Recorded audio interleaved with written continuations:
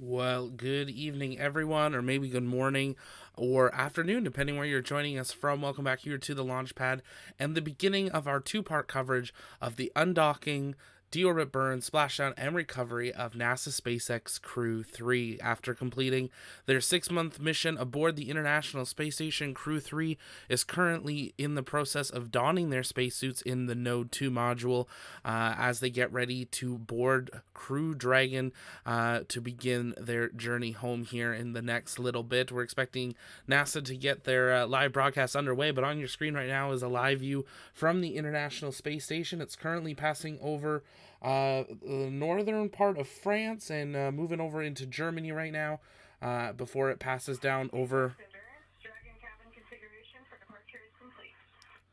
And you can hear there the Dragon is now configured in the cabin for tonight. We're going to be patching in mission control audio throughout the evening, so you'll be able to listen in as things are occurring, and we'll pause when those broadcasts do happen. But the crew, in the process of donning their suits and getting ready to say their final farewell to their Roscosmos colleagues, as well as the Crew 4 that just arrived on board the International Space Station. Undocking expected to occur a couple hours from now. We're going to be staying live between these two kind of broadcasts from NASA. Between the hatch closure, takes a little bit of time for them to depressurize all of the vestibule and prepare for that actual undocking command to begin. We are expecting hatch closure at 11:20 p.m. tonight, and we are expecting undocking at 1:05 a.m. Both of those are in Eastern time. Splashdown expected to occur 23.5 hours later, so we hope you'll join us back here tomorrow night for that broadcast. But we'll be staying live in between those two, keeping an eye on these live views from the ISS, as well as tracking where the station is. But as NASA is getting ready to begin their feed, take a moment, let us know in the chat where you're watching from. Don't forget to hit that like button and share out the broadcast as we begin our coverage of the return of Crew 3 from their 6-month stay aboard the International Space Station. If you have questions, you can send those in the chat. Take us at the Launchpad. We'll be answering those all night. And let's listen in to NASA SpaceX Mission Control as Crew 3 prepares to depart the International Space Station.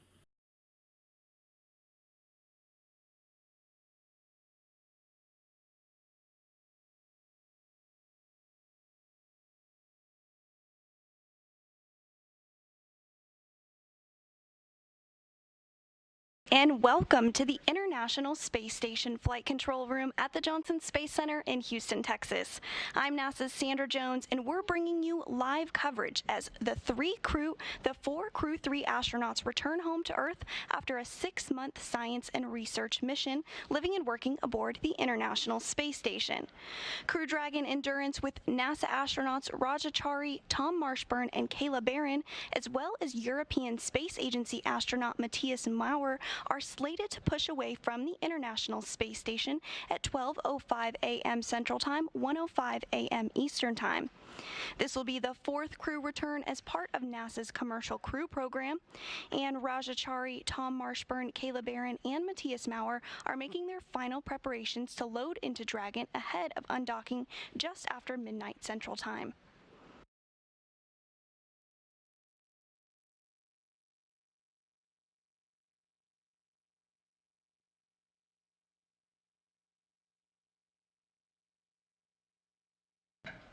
Once Dragon departs from the International Space Station, it will be just under 24 hours between undocking and splashdown off the coast of Florida. And ahead of splashdown, there will be a series of departure burns that move the Dragon away from the space station, as well as a phasing. Just wanted to confirm I have a go per step 3.1 to continue with 2.103 for LIO cartridge 2.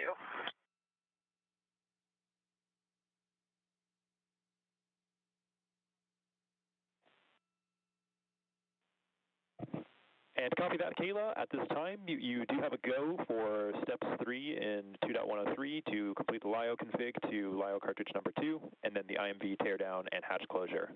Once you're complete, just continue your hatch closed event details and 4.010 for suit donning.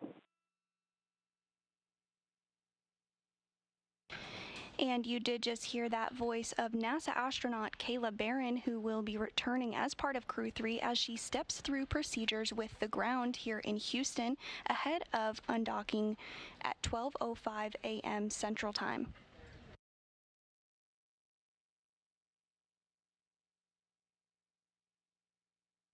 Now, ahead of splashdown, there will be a series of departure burns that move the Dragon away from the space station, as well as a phasing burn to lower its orbit and line the spacecraft up with the landing location.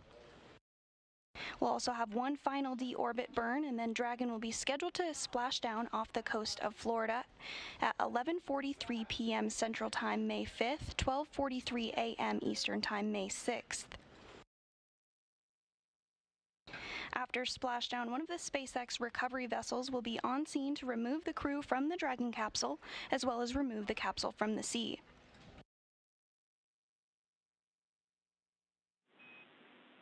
Station, it's Houston on 2 for any available crew member. We were hoping someone would be able to put the Node 2 camera on for us at your convenience. Thanks.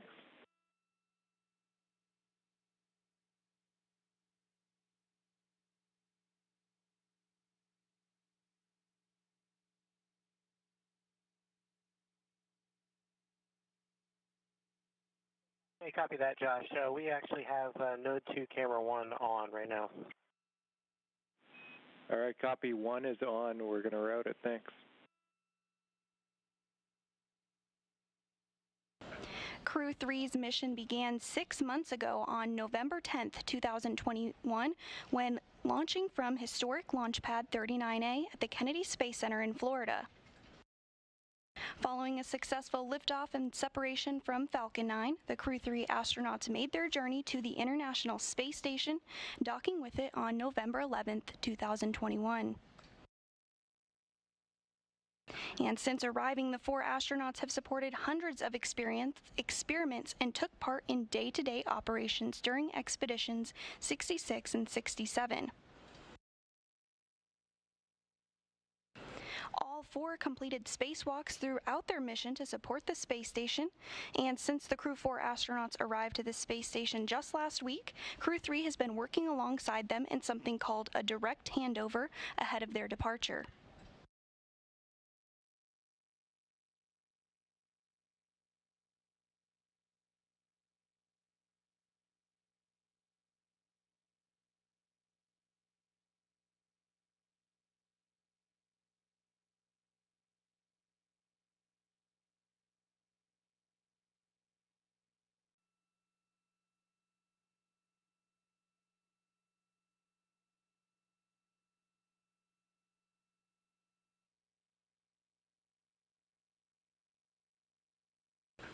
At this hour, the Crew 3 astronauts are making final preparations to load into Dragon and prepare to come home.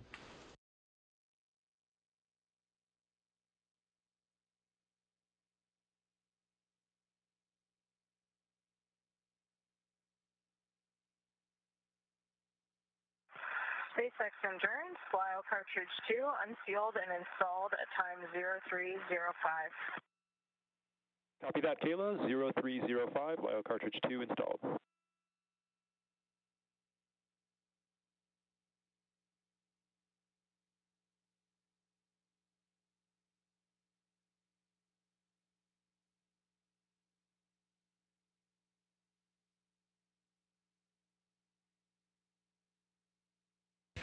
Teams on the ground continue to monitor weather in the splashdown zones, but everything looking good so far.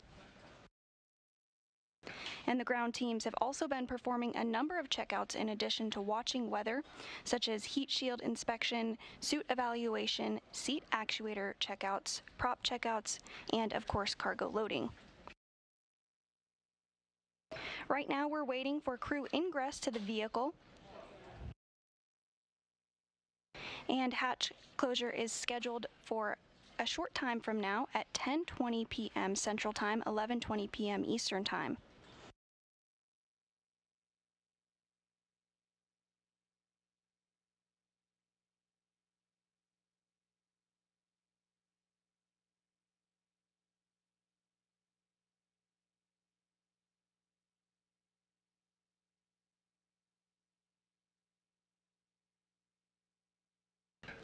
Once Dragon's hatch is closed, NASA astronaut Kjell Lindgren, who just arrived to the space station last week, will fix a docking target to the outside of the A-Pass hatch and then close it, creating a space called the vestibule. He'll then make his way out of the pressurized mating adapter, and then once the hatches are closed, a ground command will be sent to open valves on Dragon to begin depressurizing the vestibule. This will bring the pressure close to that of a vacuum, but at about 5 pounds per square inch of pressure, checks will take place before finishing depressurization.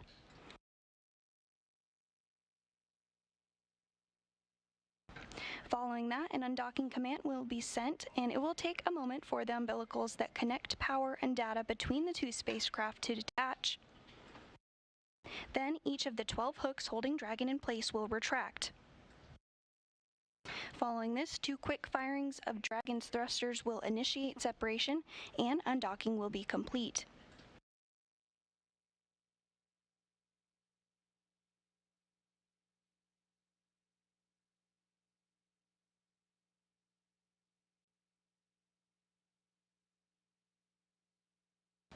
And this shot here of European Space Agency astronaut Matthias Maurer alongside, on his left, European Space Agency astronaut Samantha Cristoforetti, as well as NASA astronaut Jessica Watkins. He's suited up, saying his last goodbyes before he ingresses the Dragon ahead of hatch closure.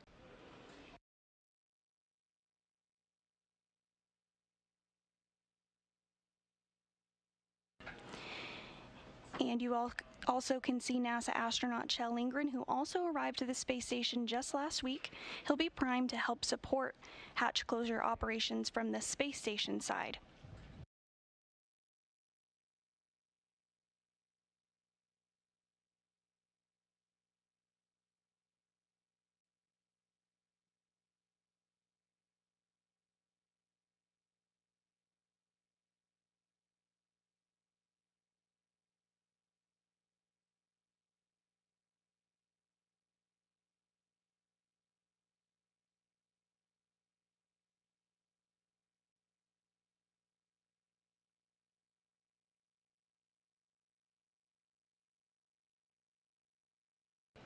Final preparations continue ahead of hatch closure this evening, including loading up some last-minute cargo that Kjell is assisting with.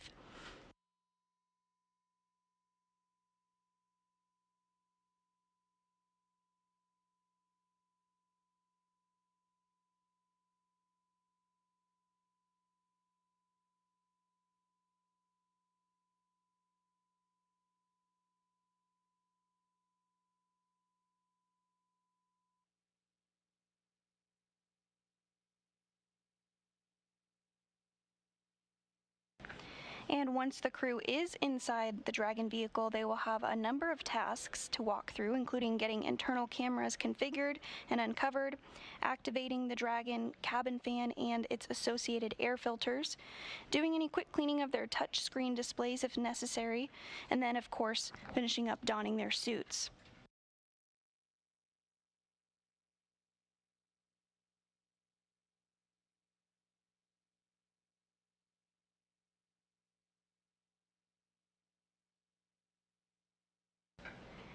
And in this view, you can see NASA astronaut Raja Chari on the left of your screen, as well as NASA astronaut Tom Marshburn, with Matthias Maurer floating in as well as they get into their suits ahead of hatch closure.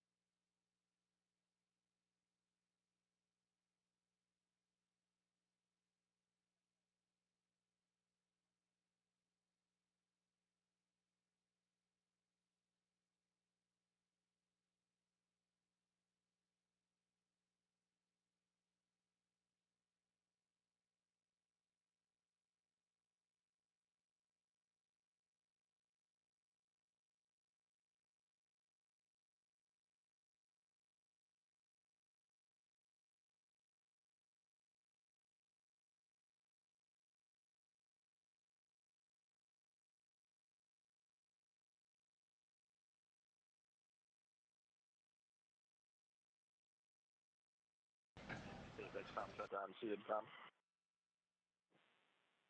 And Endurance, I've got you 5x5. How me?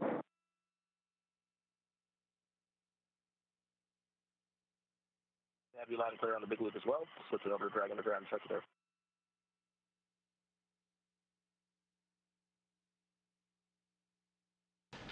And you just heard some communication checks between the Endurance vehicle and the ground.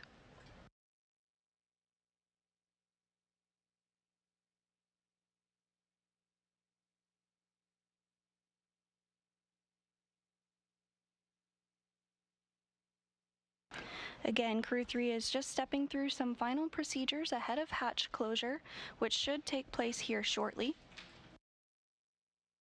Currently, inside the Crew Dragon Endurance is NASA astronaut Chari, NASA astronaut Tom Marshburn, as well as European Space Agency astronaut Matthias Maurer.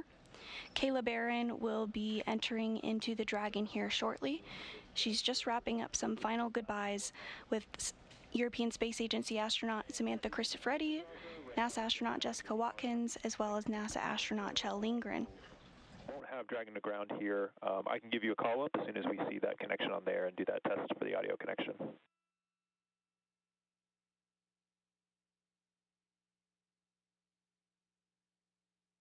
Copy, sounds good.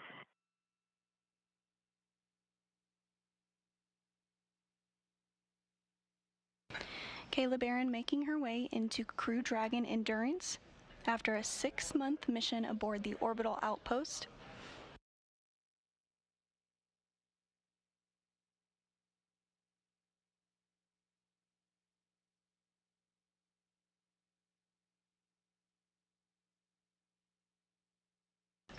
And as you can see now, all 4 Crew 3 astronauts are inside Crew Dragon Endurance, and they are suited up. Those suits will be worn during all the dynamic phases of flight, including undocking, departure, and the deorbit burn through splashdown.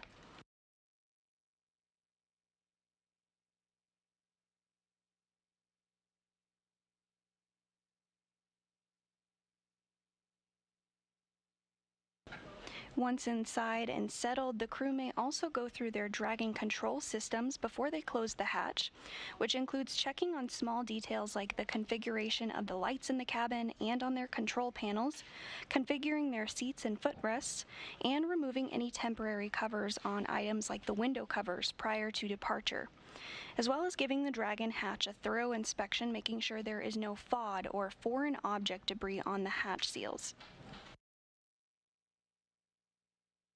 It's important to make sure there is no FOD so that the hatch can be completely sealed.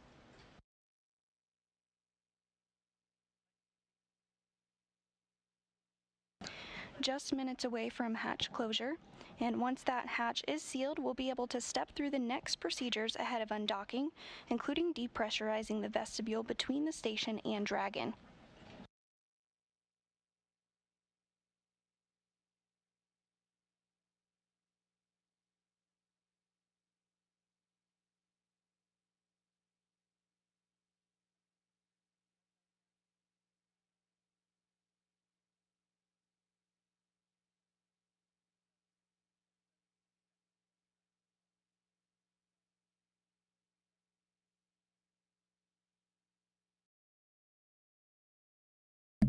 And again, good evening, good morning, or afternoon, depending where you're joining us from. Welcome here to the launch pad and our live, uninterrupted coverage of tonight's hatch closure and undocking of the Crew Dragon, carrying Crew 3 as they begin their journey back down to Earth.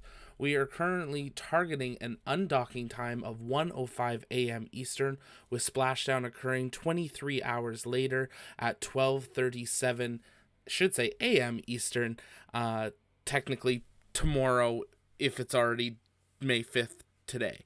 Always fun dealing with time zones, but we're glad to have you here. If you guys have questions, you can keep sending those in the chat. Take a moment, engage that like button, really does help us out. As you can see on your screen right now, Crew 3 fully aboard their Crew Dragon, getting suited up, ready to depart the International Space Station after completing their 6-month mission on board. You can see the hatch there of the Dragon floating on the top right side there under the NASA logo as they're doing their final checkovers of that, making sure there's no foreign object debris or FOD before they close that hatch for the last time during this mission. That hatch is not going to open again until the Dragon is back into refurbishment. They'll exit through the door that they boarded back down on Earth 6 months ago, but you can see some last fist pumps there from Chell, most likely, as this crew gets ready to depart the International Space Station. Let's listen back in to NASA Mission Control.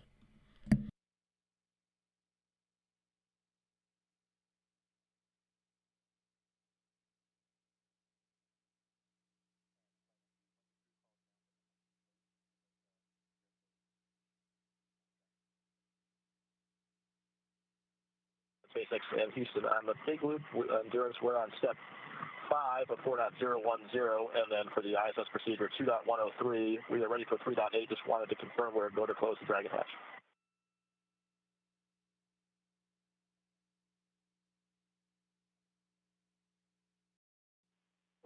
And copy that, Raja. So we are with you in your steps in 4.010 and are confirming that you do have a go to close the forward hatch.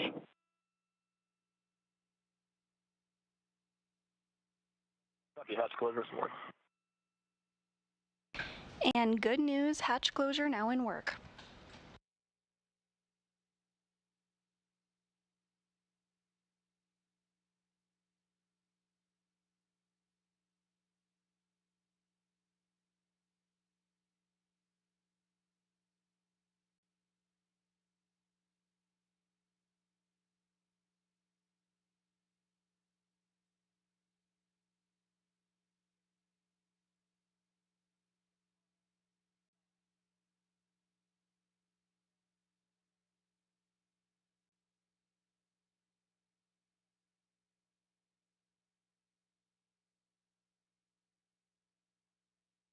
SpaceX Endurance on the big loop, forward hatch is closed. And copy that, Dragon. You'll see the flight computer state change here shortly. Once it has changed, that will be the go for Kayla to complete some of those tasks in location 1.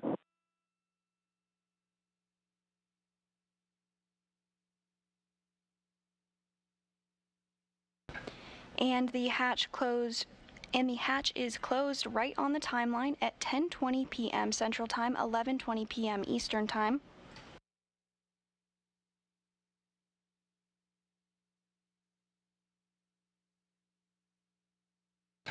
Now that Crew 3 is inside the Dragon, they will continue configuring Dragon ahead of an undocking later today. That undocking will occur in the wee hours tomorrow morning at 12:05 a.m. Central Time, 1:05 a.m. Eastern Time.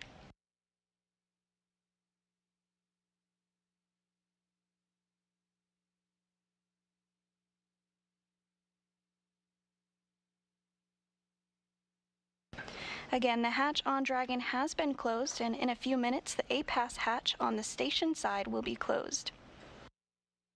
APAS is an acronym that stands for Androgynous Peripheral Attachment System, and it's an integral part of the docking system.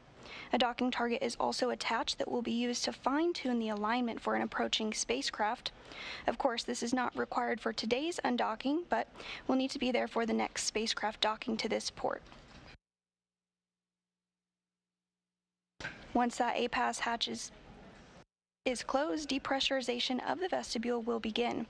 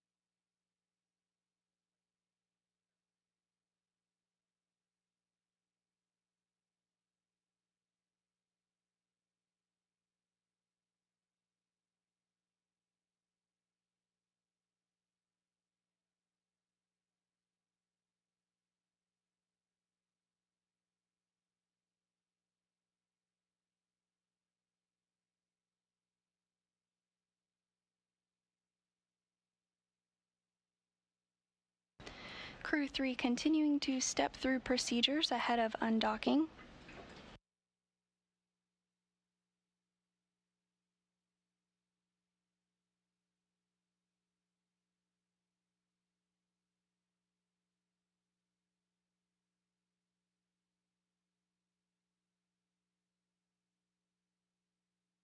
And with Endurance hatch successfully closed at 10:20 p.m. Central Time, and all 4 Crew 3 astronauts inside, which includes NASA astronauts Chari, Tom Marshburn, and Kayla Barron, as well as European Space Agency astronaut Matthias Maurer.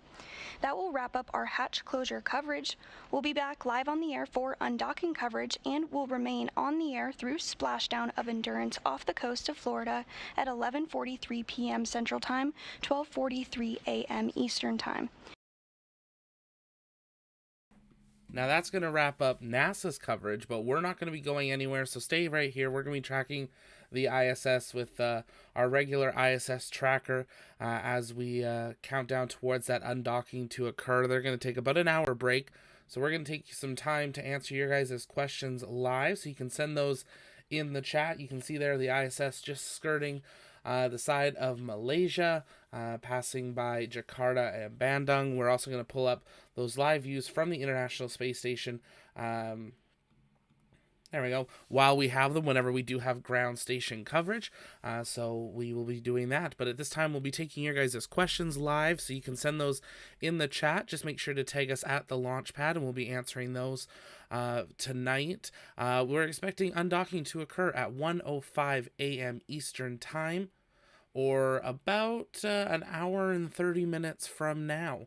NASA will be resuming its televised coverage for today's undocking around 12:45 a.m. Eastern Time to give us live views back into Dragon.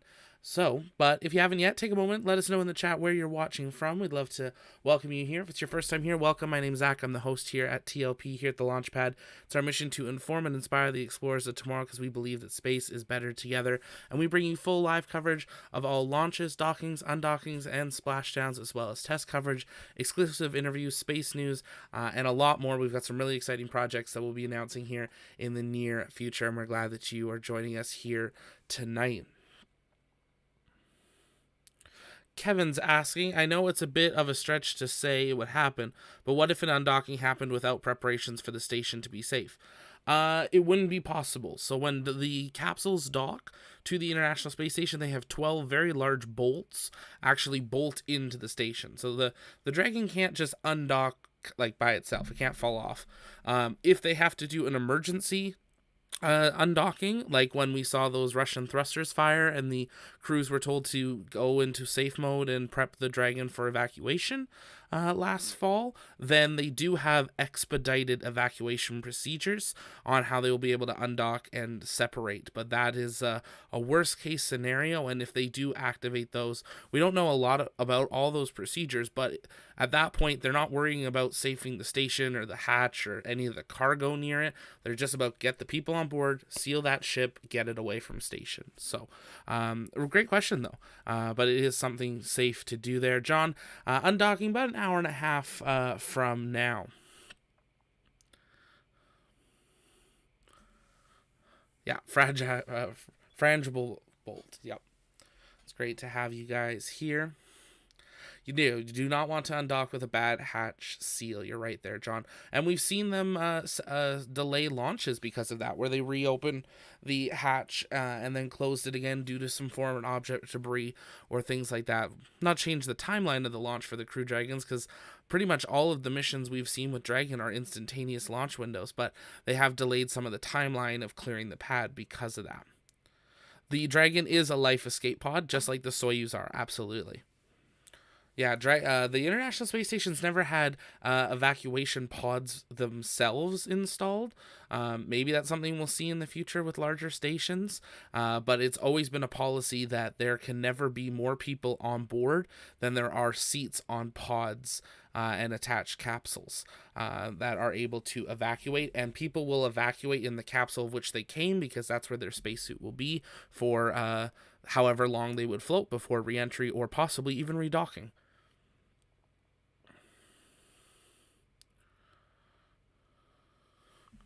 We are going to be patching in mission control here, so we'll still be able to listen in as the crew gets ready for their departure here. So we will take audio breaks whenever we hear them on the big loop as they prepare for separation. International Space Station currently over the Indian Ocean, getting ready to come up on the western side of Australia, just to the northeast of Perth. Thomas, did the shuttles ever have pods? Nope, the shuttle itself was what they would emergency evacuate with. So you would jump into the shuttle and then separate. Shuttle docked at the same place this Dragon is currently docked. Jonathan, undocking is going to be occurring at 1:05 a.m. Eastern Time. So we've got just under 2 hours until actual undocking, but we've only got an hour and 15 minutes until we'll have live views back in Dragon for the undocking. And then we'll be going from there. NASA always has this kind of awkward break in between hatch closure and actual undocking because it takes so much time for them to do all the depressurization. Normally we watch this when they come and NASA stays live, but for the departure, they do not. We do have the mission control net spooled up though, so if we do hear anything, you will hear that now on our comms as well. Starfleet captain's asking how many craft are connected versus astronauts on board. So there always has to be enough seats to astronauts on board. We don't ever leave people without a seat. So right now there are 2 Dragons attached and 1 Soyuz. So there are 11 people on station. I mean, technically now there are 7. There are 4 on board Crew Dragon with the hatch closed, but there were 11 today with 2 Dragons and 1 Soyuz. Sounds great, Melody. Just have a coffee. You can stay up with us this time. It's great. If you guys want to join the comms, though, we are hanging out over on our Discord. We've got Skylar, Saturn, and Joe in live comms over on Discord. You guys are welcome to jump in there. I'll be jumping on and off there as well as we await the undocking of Crew Dragon carrying Crew 3 to begin their journey home.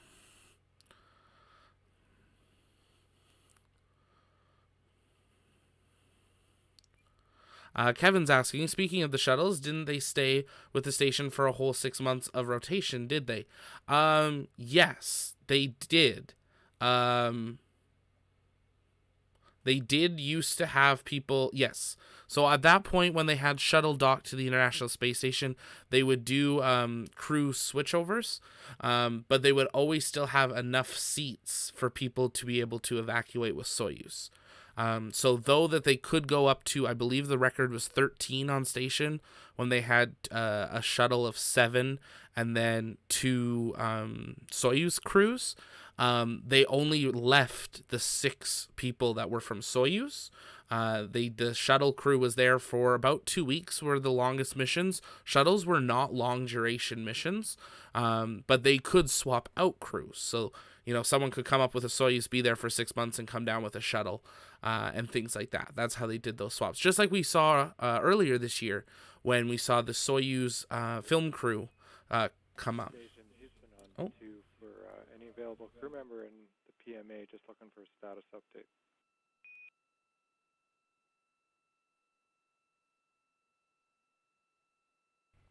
You can hear there. Houston 2, we're in step 4.9.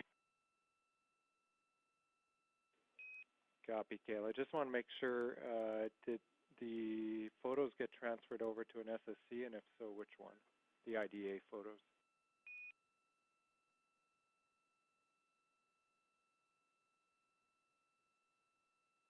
Yes, they are. They have been transferred just now, and they are on SSC 21.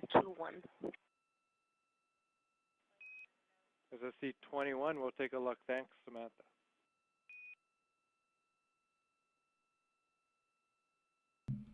So you could hear there Houston calling up, asking about, sounds like some photos that they took, probably of the hatch.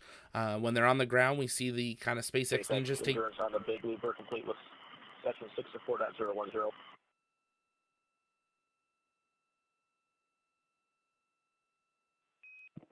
Okay, copy that. At this time, your go to proceed to 4.011 for suit leak checks.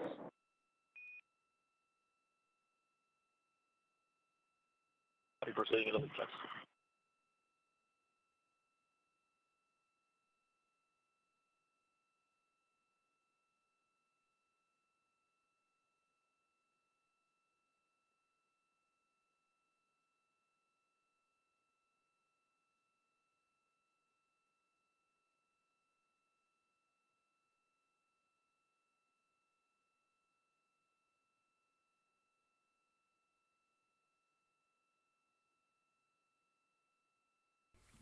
So I can hear them there walking through all their steps. Those photos most likely were of them making sure the hatch was clean, just like they do with the kind of SpaceX ninjas, as I was saying, on the ground there. I saw a couple of people asking, are we going to be covering the Boeing Starliner launch? Yes, we will. We'll also have a couple of our rocket chasers on location getting some photos, so we'll be tweeting those. So if you don't follow us over on Twitter, make sure you do so. That's where we'll be tweeting those photos out. Hey, Chris, how's it going? Watching from Tasmania as usual. Great to have you. Yeah, you guys are getting a flyover right now. In Endurance, you have a go to initiate suit leak check.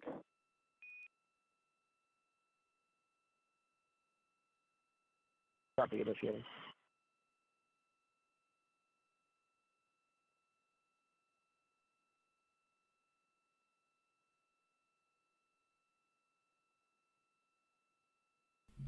And crew's beginning the suit leak check per steps. Each of them will go through a suit leak check before they separate. That's in case there was any sort of depressurization in the Dragon itself. These are not suits to do EVAs like we will see introduced for Polaris Dawn, but if there was a change in the pressure, these suits would be able to keep the crew safe. If you're just joining us, though, welcome here to the launch pad. You're joining us for our live, uninterrupted coverage of hatch closure and undocking of SpaceX Crew Dragon Endurance with Crew 3 now on board. If you have questions, you can send those in the chat. Just make sure to tag us at the launch pad, and we are answering those live. If you like what we're doing and like to help support us, you can send in a question as a super chat. You'll jump the queue and be the next one answered, or consider becoming a TLP member by hitting that join button. Starts at $1.99 a month. Gets you some benefits behind the scenes and things like that, but also is a really great way of helping us bring you the best possible coverage of everything space. We are hearing sporadic communication from ground to Dragon. Not a lot to the ISS at this point. We'll hear the big loop become a lot more active once Dragon really goes into that final departure phase of their steps for undocking.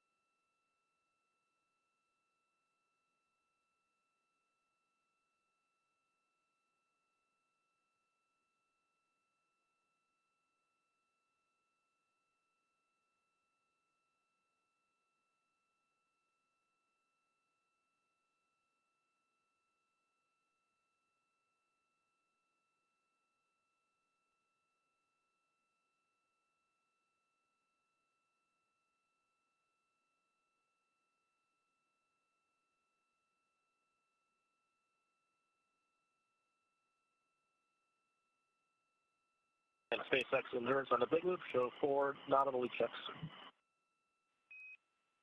And copy that, Dragon. We see the same. 4 good suit leak checks.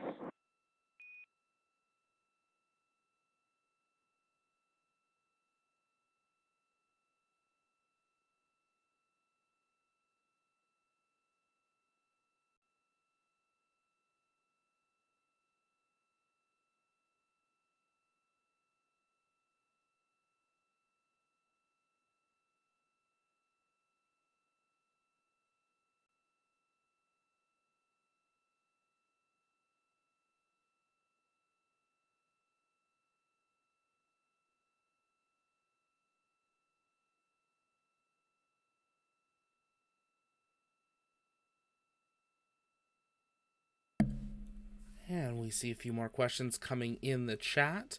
How did the crew get onto the space station from the Crew Dragon? So they go through the forward hatch. Well, that is the hatch at the top of the Crew Dragon capsule under the nose cone. That's what docks to station, and they go through a hatch in there. When they board for launch and when they exit the Dragon during recovery after splashdown, they go through the side hatch, which is what we see during launch. That's the larger door on the side there. But when on station, it's a smaller, rounder hatch that opens, and that's where the docking node is to station. Or during the Inspiration 4 mission, that's where they had that big, beautiful cupola for it. It's a great question. Thanks, Justin. Appreciate the support there. Joe asking, why can't we preserve the ISS? Biggest reason is all the modules are reaching their expiration date. Actually, almost double their expiration date on what they originally designed for crew safety. So with that, the companies that created them are not going to certify them any longer, which means that because it's a government agency, they're not going to take the risk of it. They're going to retire the station. But that's okay. We've got 4 new private space stations in development on top of the Lunar Gateway at the moon. So lots of things in development, though it'll be a sad chapter to see the ISS close. We do have still about a decade. It'll be about a decade from now is when we're expecting that deorbiting to occur, but we've got at least 8 more years of crew on board, which we're going to enjoy as we continue to see technology advance. Just think about where we were 10 years ago in technology, where we are now. A lot more to be done on the ISS.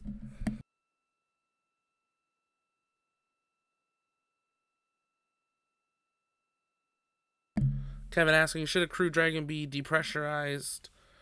For whatever reason, the suits will protect them to re-entry as well, right? That's a great question. I don't actually have that one off the top of my head. I don't believe they would go for a re-entry without trying to work on Dragon itself. Just because of all the other, like, if there's a leak, you have to know where the leak is. Is it part of the re-entry, the heat shield, and things like that. So they would do a lot of testing before that. That's a good question though, Kevin. I will save that one in case we get to talk to SpaceX in the future. If you're just joining us and have questions, you can send those in the chat. We're answering them as we continue to track the International Space Station, just having completed a pass over the western part of Australia, beginning to head down to its furthest southern point of its orbit over the Pacific Ocean south of New Zealand, about halfway through its current day orbital day pass. Julian, how many orbits will they complete before disembarking the ISS, and may it be possible to see in the Himalayas? So you're not going to see undocking itself unless you have a really incredible telescope. It is possible to see the ISS with Dragons, but it does take a lot of planning and setup to do it, and long exposure and things, but it is possible from the ground, but not with the naked eye. For the actual undocking, they're probably going to be beginning their last orbital path, their last orbit here in the next about 30 minutes or so, if they roughly. Undocking expected to occur at 1:05 a.m. Eastern, and orbits take about 90 minutes. So it depends where you count an orbit starting and ending. That's the biggest thing. Where's the start and the end point? But if you were counting right now as the start point, yes, they will have undocked by the time they get back to this point in their next orbit. Hey, Amin, great to have you here. Thanks for joining. Marcus, do we have an estimated re-entry time, and what zone is a prime target? So we are targeting splashdown May 6th at 12:37 a.m. Eastern time. That is when we are expecting splashdown to occur. We have not heard a current prime targeted landing zone as of yet, but we are listening for that during AX1. We heard about that during the undocking part of the broadcast, so hopefully we will hear more once NASA resumes its coverage, or possibly we will hear in one of the briefings while we're listening into the control net now. So that's why we have control net still up and patched in, is hopefully to be able to hear some of those details. That way, if you are in Florida, you'll be able to see that, and possibly, depending on the orbital pass they will be on, a large part of the United States may be able to see it. So make sure you stay tuned for that. We will tweet out a rough path as well. To give you an idea of where you may be able to see it, since it will be evening. Will be a lot easier for people to see because you'll have that glowing streak across the sky.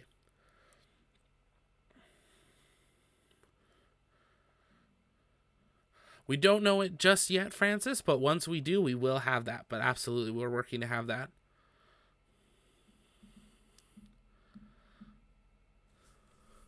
Kevin says, and to follow up with that, what would happen to the computers after being exposed to the vacuum of space?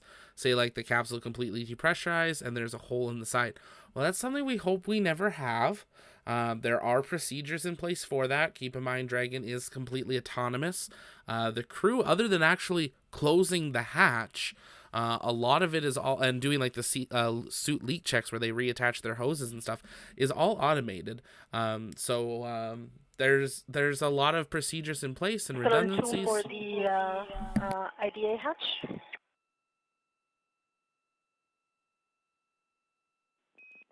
Station Houston, we're with you on 2, and we are still going through the photos, so we're not quite ready for a go at step 5.3, if that's what the call's about. Yes, that's correct. So standing by for your go. Roger that. Give us a few more minutes. We'll let you know. So NASA's wanting some pictures, and the crew's not ready. But as you can hear, you know, the crew's the one up there. They're the ones that will inform the ground on how things are proceeding. But yeah, there's procedures, Kevin. So Starfleet Captain's asking, when is the next crew or cargo Dragon going up? So Crew 4 went up last week. If you haven't seen that, you can watch our live launch and docking coverage of that from last week. AX1 departed a few days before that. So we've had a very busy time of 3 different Crew Dragons. 3 out of the 4 Crew Dragons have been up at the ISS within the month of April.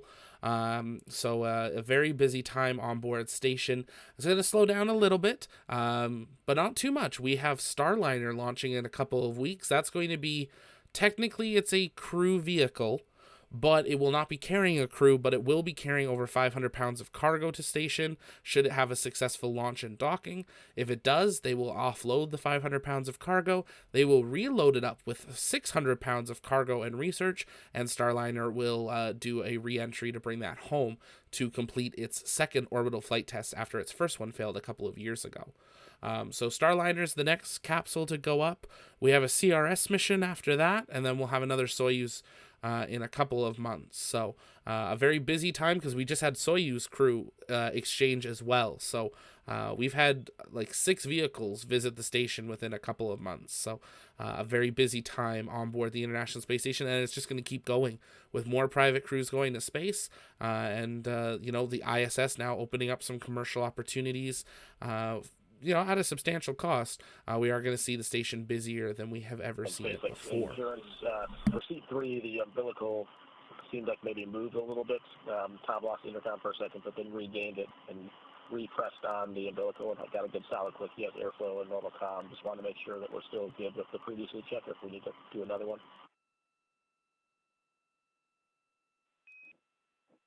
Okay, and copy that. So reading it back, Seat 3's umbilical became slightly disconnected for a short period of time, and you had lost intercom, and then upon identifying that you'd lost intercom, you jostled the umbilical and made sure that you had intercom back. Is that a good readback? Yep, and he had good airflow the whole time during that the short intercom loss. Okay, copy that. Stand by 1 while we double check and get you an answer on whether or not the leak check is still good.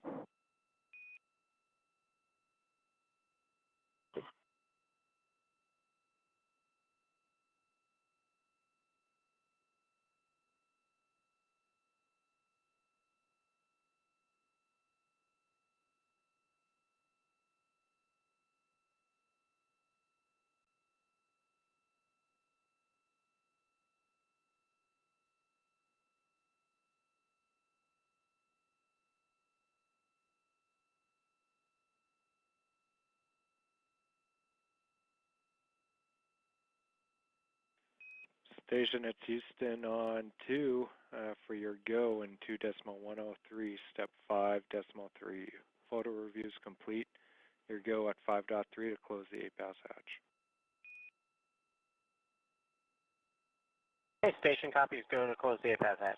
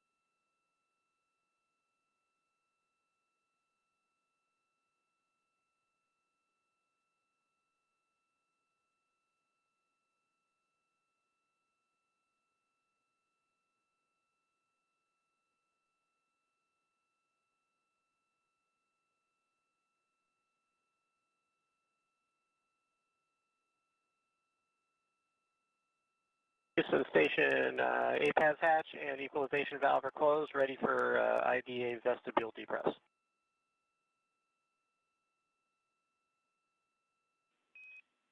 We copy.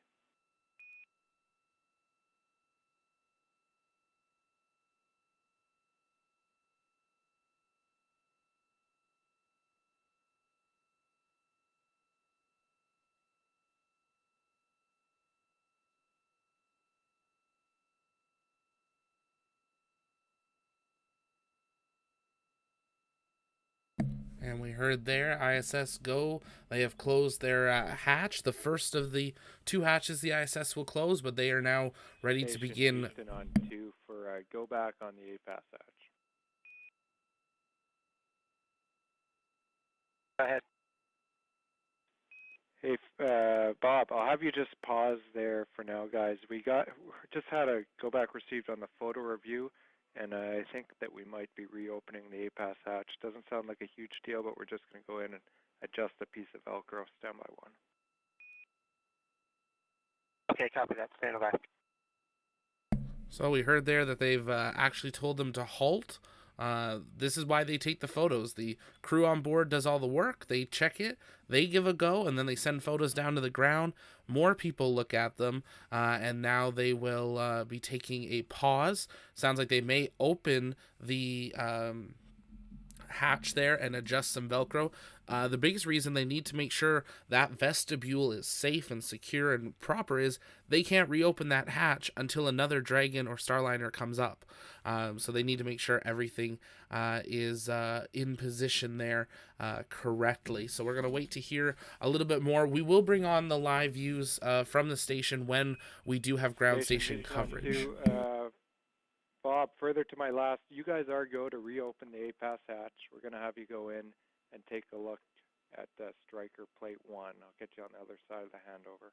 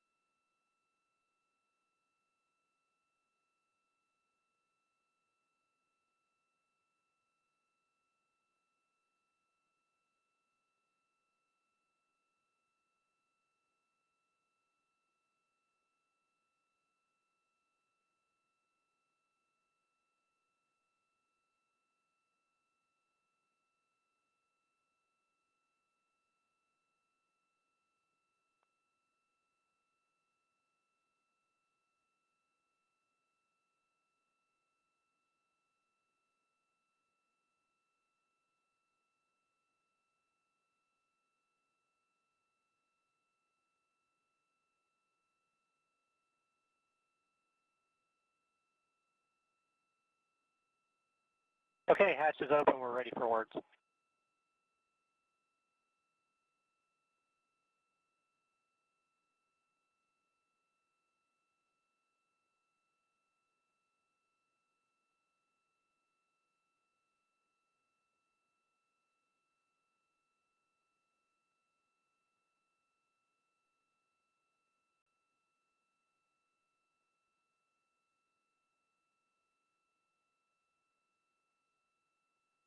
So you can hear there the International Space Station has reopened their hatch and is ready for ground to give them some guidance on what they saw. Once they have that instruction, they'll be able to begin looking at what the ground saw and how they can get it set up and prepared so they can reclose the hatch and begin depress. There is a period of time built into the departure that they don't have to undock exactly at a exact second. They do have a little bit of a window. Dragon is a smart vehicle and can actually make up time to make sure Dragon is in the right place at the right time for its re-entry burn.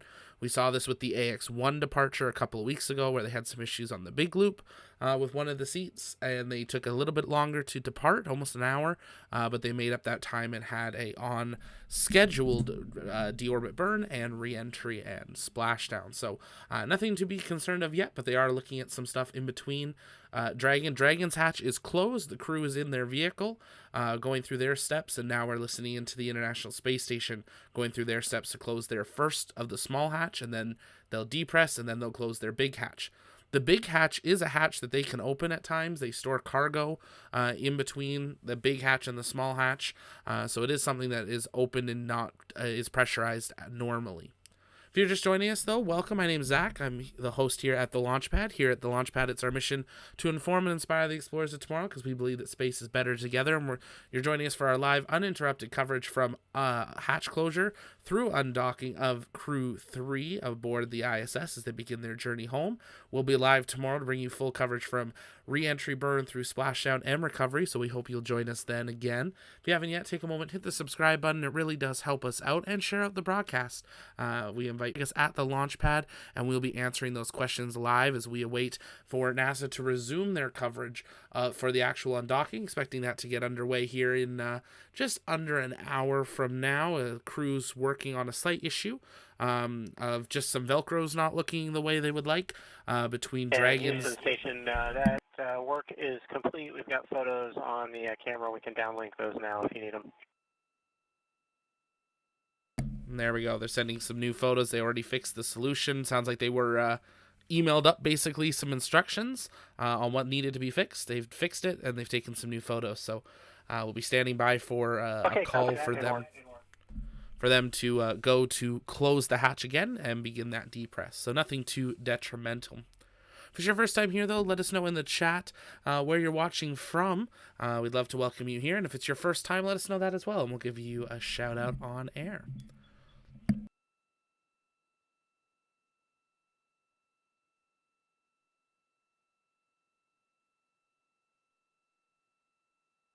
International Space Station now passing right over the middle of the Pacific Ocean, coming up. Looks like it's going to pass over somewhere right around Nicaragua, in the middle of Central America, then passing over Cuba region just to the south of Florida. This would actually be a similar orbit to what we would expect should the crew have been wanting to return home today. They could have, if they were separated and in position, they would have about 30 minutes ago conducted a deorbit burn, and then they would have been coming down for splashdown about 20 minutes from now. But we're going to be doing that in 23 hours from now. They're going to undock from station tonight and then splash down tomorrow. So we'll be live, of course, for that.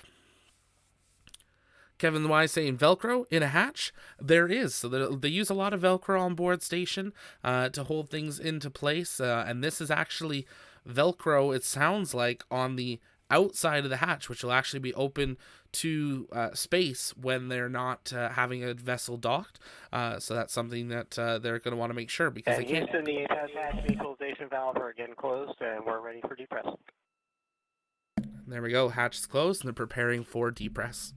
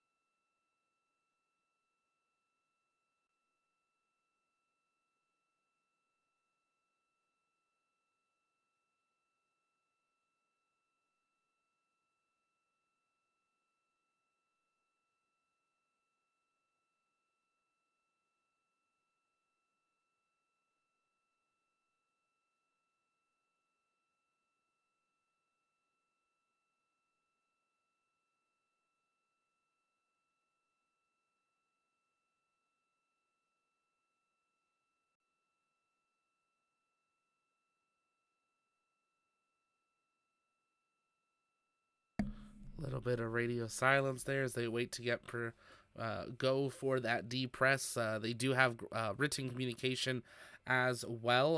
Also will get affected by ground coverage, which we will see a bit of tonight as they are passing over large stretches of the Pacific Ocean. But they will be hopefully having a good clearance here shortly. If you guys are just joining us and have questions, you can send those in the chat. We'll be answering those live throughout this evening. Thanks, Tech. I appreciate it. Thanks for checking us out a few times. Great to have you here. Johan? I'm going to say your name wrong, and I apologize. Johan? Or John? I think it's Johan. It's watching from Auckland. Great to have you here. Thanks for watching.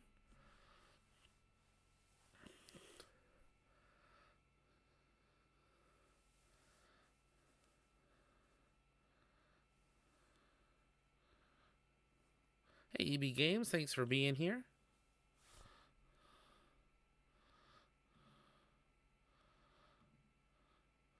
Saw a question coming in asking, did the U.S. sanctions on Russia, I'm assuming affect the space program somehow is where that question was going. No. So it was written into the sanctions that it would not impact the relations on board the International Space Station. We have been through conflicts before with Russia, and it never came up to station, really. Of course, it's something that's probably going to get talked about. None of the astronauts will really confirm that they talked about it. Some of the crew that came home since have said they really didn't know much until they got home about how much was actually being done or said, as they're focused on their work when they're up there. You know, they have a couple hours a day that's for free time, but most of their day is scheduled for meals, for exercise, for work, for sleep. So they don't, get to just sit around and scroll through the internet on what's happening. We did see a little bit change between Russia and Germany on some of their research. They weren't wanting to work on with each other, but nothing that was instrumental to the safety or operations of the space station. In fact, today, an American handed over operations of the ISS, the command, to a Russian cosmonaut, and he accepted that role today and is now commander of the ISS. And during it, he shared some words in English. If you haven't seen that, go back and watch today's change of command ceremony broadcast. And in it, he said, it's so vital to keep peace between our nations and stuff. So they know what's happening because all the crew now on station came up after everything that's been happening over in Ukraine, but they're focused on their work. So not yet, real YouTube. They'll be undocking in about an hour.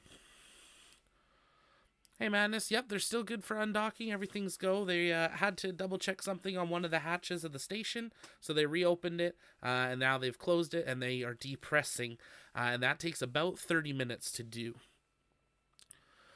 Stephanie, once we know a targeted landing site, I'll be able to answer that better. There are 7 landing zones, 4 in the Gulf of Mexico, 3 in the Atlantic Ocean, and right now we do not have they have not said anything on net about which one they're targeting.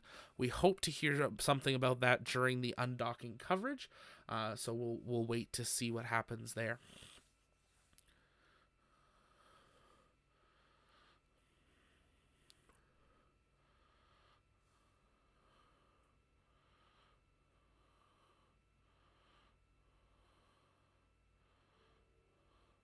Hey, Golden Monkey, good to have you back. Thanks for being here.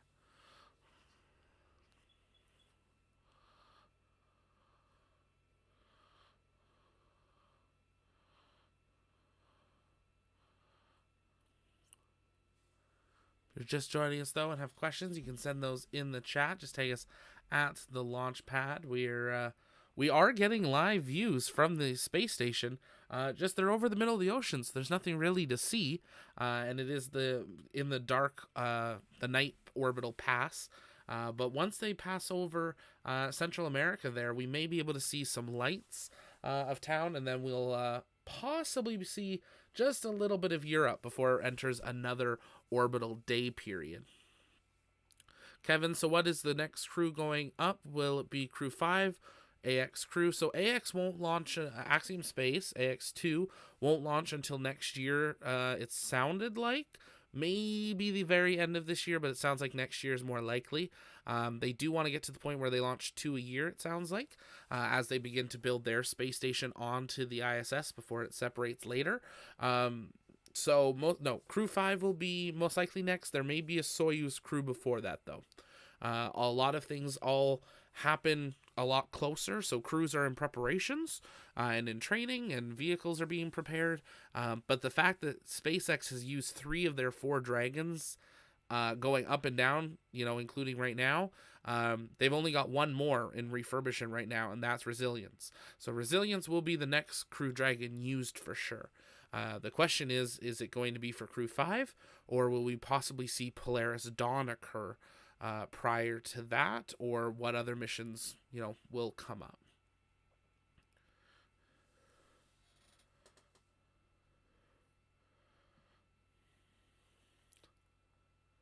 If you're just joining us, though, and haven't yet, take a moment, hit that like button. It really does help us out. I know it's annoying to hear it. And let us know in the chat poll, what would you want to fly on first if you could pick? We've got over 500 votes in, almost an hour here, and not really shocking. 58% of you would pick Crew Dragon first. 27% would pick Space Shuttle. 10% Starliner. On the big loop, ground will be initiating the vestibule depressurization shortly. 10% say Starliner, and 4% say Soyuz. Starting shortly.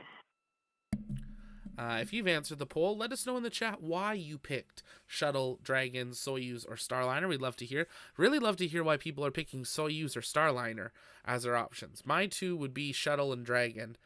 I think Dragon would be my first just because it's safer. Even though it's flown less, I almost trust it more. But Shuttle is just such an incredible vehicle. So we'd love to hear in the chat why you guys picked, which one you picked, and why. Straddle Blaster chooses a flying pig. Oh, so you're picking the N1. I joke. Kevin Wise, they'll break in a new suit for Polaris Dawn, right? Correct. So Polaris Dawn will have a new SpaceX suit. It'll be a suit that they will wear for launch, re-entry, splashdown, as well as for when they depressurize the entire capsule, and 2 people will exit Dragon in space to conduct a tethered spacewalk outside of Crew Dragon. Something really incredible that we'll see happen coming up in the future. Those suits are in manufacturing right now, but it's a great thing because SpaceX was going to need to make those suits for when they want to go to the moon anyways. So, and even on to Mars. So they're, the fact that they need them now is kind of works out. Infinite says Crew Dragon because it can land. Starfleet says because it's proven and the most high tech. Eric says Dragon is safer and my fancy. Jessica, Dragon is safest. CMS says, I wonder how many flights Dragon would have to take before it equals Shuttle in safety, given 7v4 crew. Interesting. Yeah, I mean, not all shuttles had 7. There were crews smaller, 4, 5, 6s. So, yeah, I mean, Dragon has to do a lot more to equal what Shuttle has done, but we'll see what happens.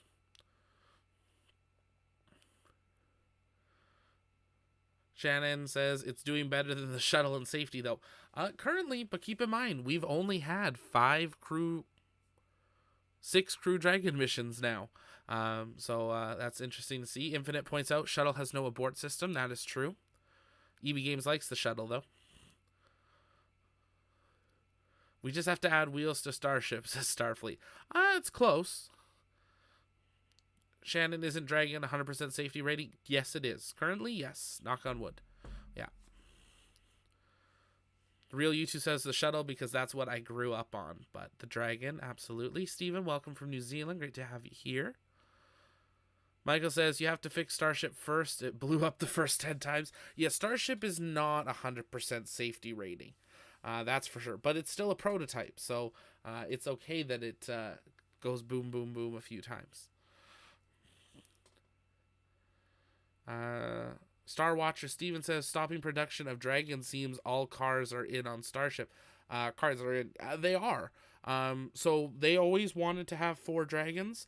Now, just because they're officially stopping production on Crew Dragon does not mean it can't start up again, because there's a few things on Crew Dragon that have to be redone every mission. So the outer shell, you're going to see it tomorrow when Crew 3 comes home, that beautiful white exterior of Crew Dragon will look like a toasted marshmallow that was slightly overburnt. Go ahead on 2. We're going to listen in here. The additional photos we took of the IDA mechanisms and of the PMA2 config are on SSC4. We copy SSC4, thanks.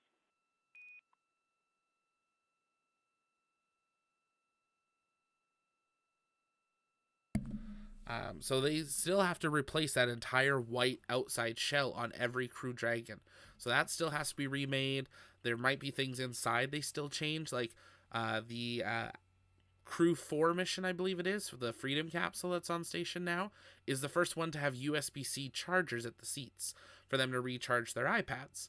So maybe we'll see a retrofit into the other vehicles, because that doesn't really change the flight rating. It's just an accessory.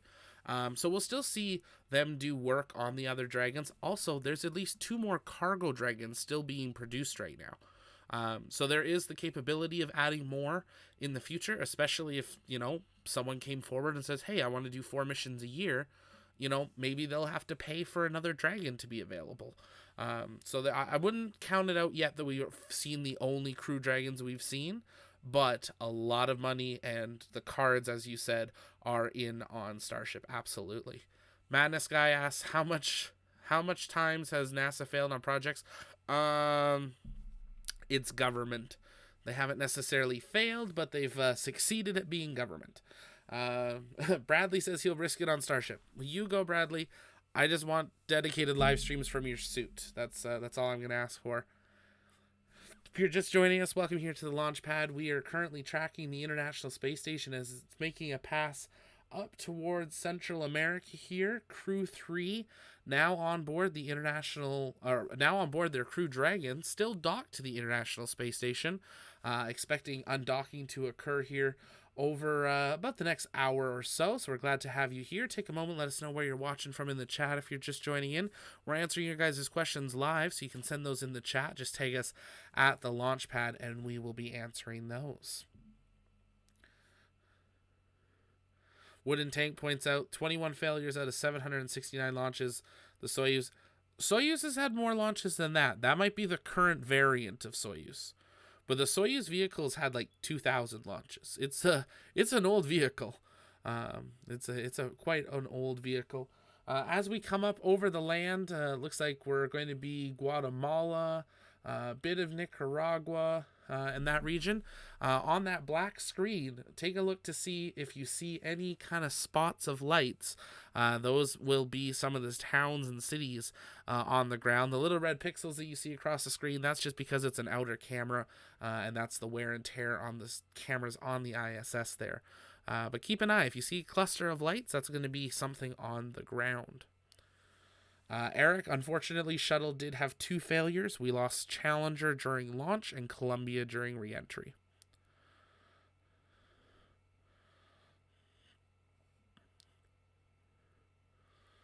But they did have, as one person points out, 133 launches. So though it was a risky design, it was still there. CMS USBs in space. Yeah. They haven't done the wireless charging yet. Michael Murphy's joining from San Antonio. Great to have you here. Head's asking, ooh, looks like maybe some lightning there. Or that could have, yeah, there's some lightning on the screen there, passing over Nicaragua, south of Guatemala. I've seen this on the last couple of passes. There's been a storm brewing down there.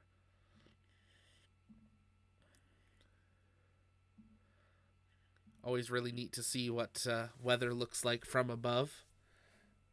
It's like maybe we got a gray screen. Oh, let's see, it's refreshing. There we go. And there we go. Lost ground station. But yeah, that was a quick view. We'll pull that live feed up once we get the ground station reconnected. They're probably going to be passing over back to a Florida ground station here momentarily. So we'll connect there.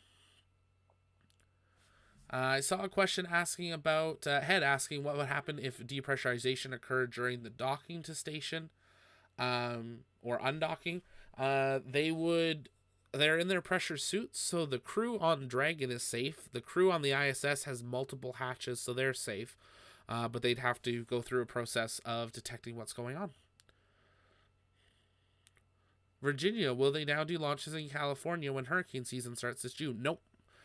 They will launch a few cargo missions from Vandenberg, but they are not set up for crew missions. Vandenberg, unfortunately, had its one kind of chance to become a crewed spaceport back around Challenger era.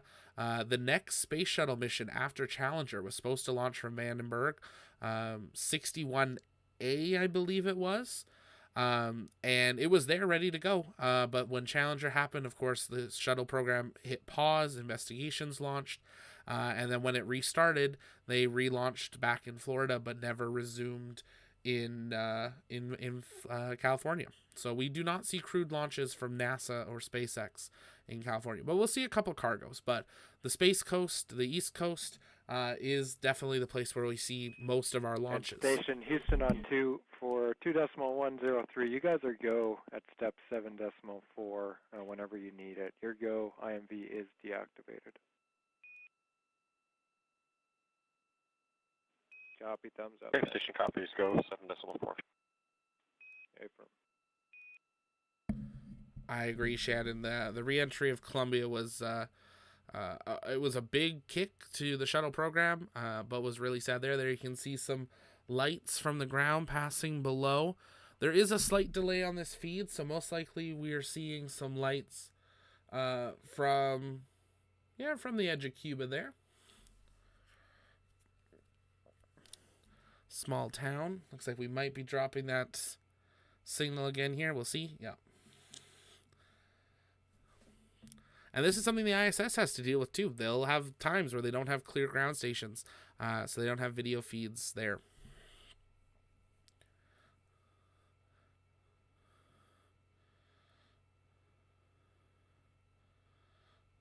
Bradley says, nice to see so many Texans here. We'll have to arrange a launch pad meetup at Starbase someday. Absolutely, Bradley. We're hoping to do one later this year. So if you're in Texas or you're in Florida, make sure you're following us over on Twitter at TLPN_official. We'll drop the link in the chat there. Or join us on our Discord, and you'll be the first to know on any TLP meetups that we'll do. There might also be member exclusive meetups. So if you like what we do and like to help support our mission, consider hitting that join button. Just $1.99 a month really helps us bring you guys the best possible coverage of everything space, from launches to dockings to undockings to landings to all the press conferences, exclusive interviews, and a lot more. We've got a couple really huge projects underway that you guys aren't going to want to miss, and our members are already getting to see behind the scenes into the development of it.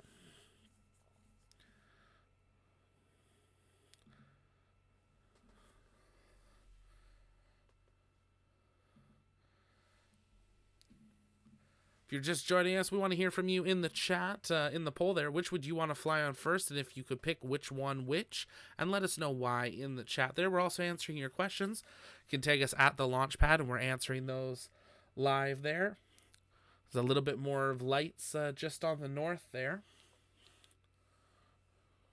Or north, the top of your screen. ISS now beginning its pass over the Atlantic Ocean before it has a pass over Europe.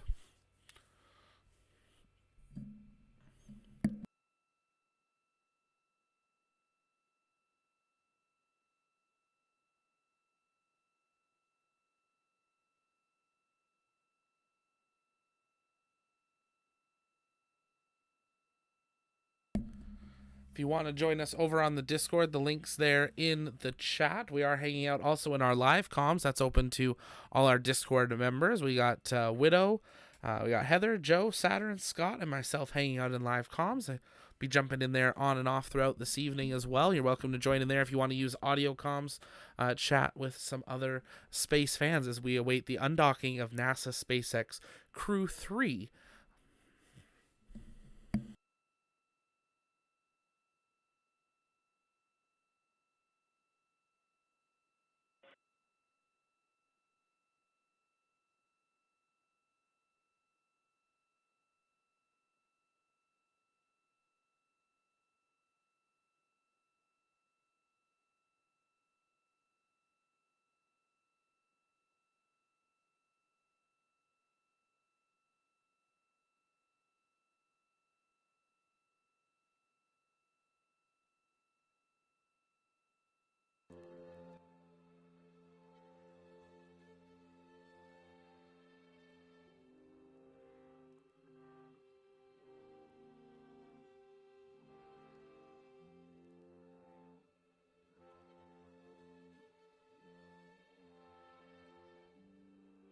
Houston Station on 2. Node 2 forward hatch and MPEV are closed per step 7.6. And on SSC 21, there are additional photos of the APAS hatch closeout that may have already been downloaded, but we re-downloading them just in case. Okay, we copy all on the Node 2 hatch. We copy the words on the SSC-21. Thanks for all of that. For your guys' awareness, we're taking all ISS cameras external at this point, so you have your privacy back. Thanks for the help. Happy all. Thanks, Josh.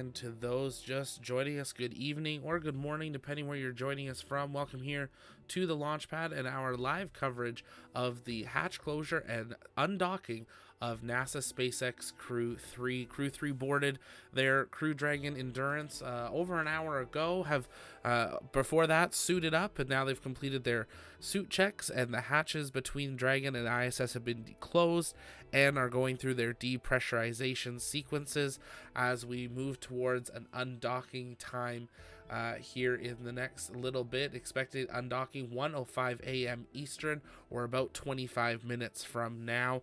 NASA going to bring back their live views and commentary here in the next couple of minutes, and of course we will patch that in. But right now you're looking at a live view from the International Space Station of Crew Dragon Endurance docked there. There's actually two dragons in your view. Crew Dragon Freedom is the one that's sticking vertical up, and Crew Dragon Endurance is, you can just see the top of the nose cone peeking out from behind the Japanese module there, and that's the one that's going to be undocking here this evening.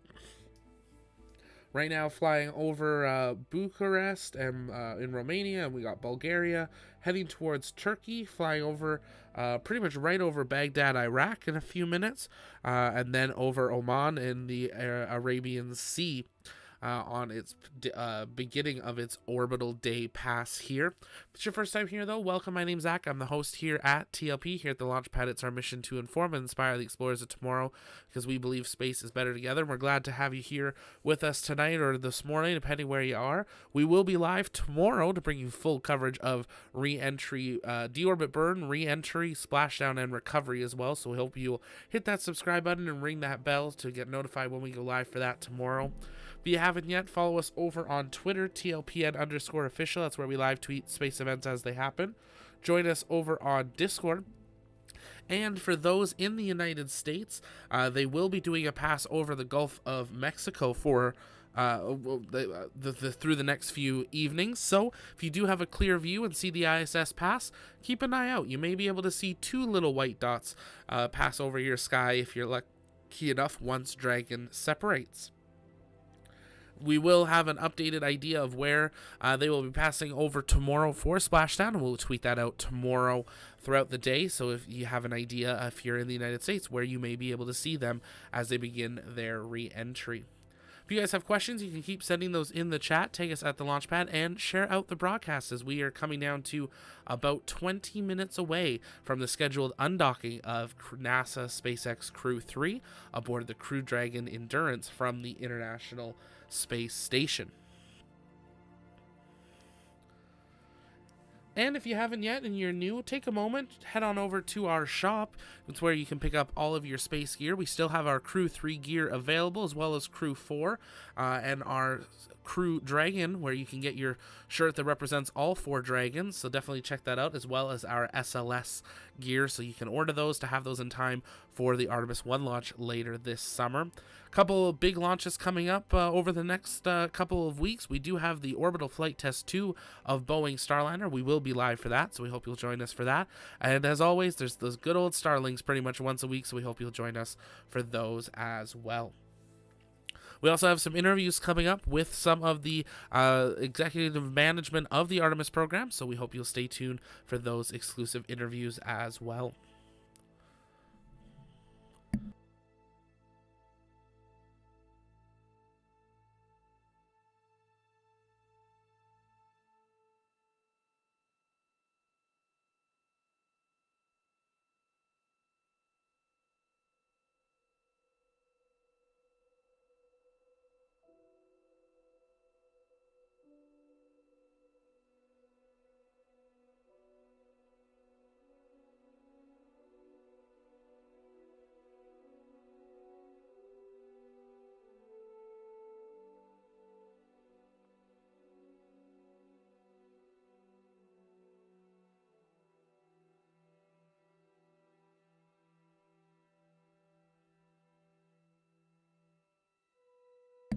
And we got a question in the chat from Kevin.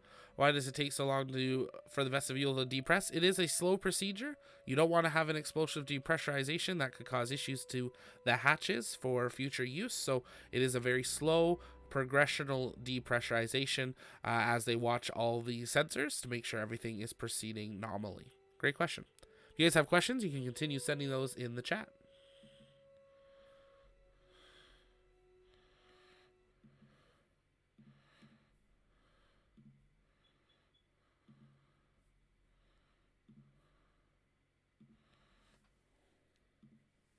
NASA getting all spooled up here, so we are going to patch them in here momentarily. We'll be continuing answering your guys' questions in the chat. Take a moment, share out the broadcast, as we are coming down to T-minus 19 minutes until the scheduled undocking of Crew Dragon Endurance.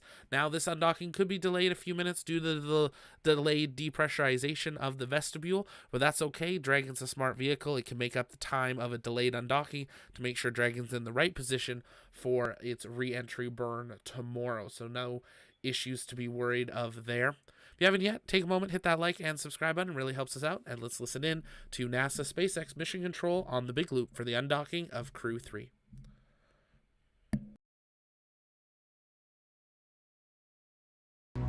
You're looking at a live view of the Dragon Endurance spacecraft as we await its departure from the International Space Station on its way back to planet Earth.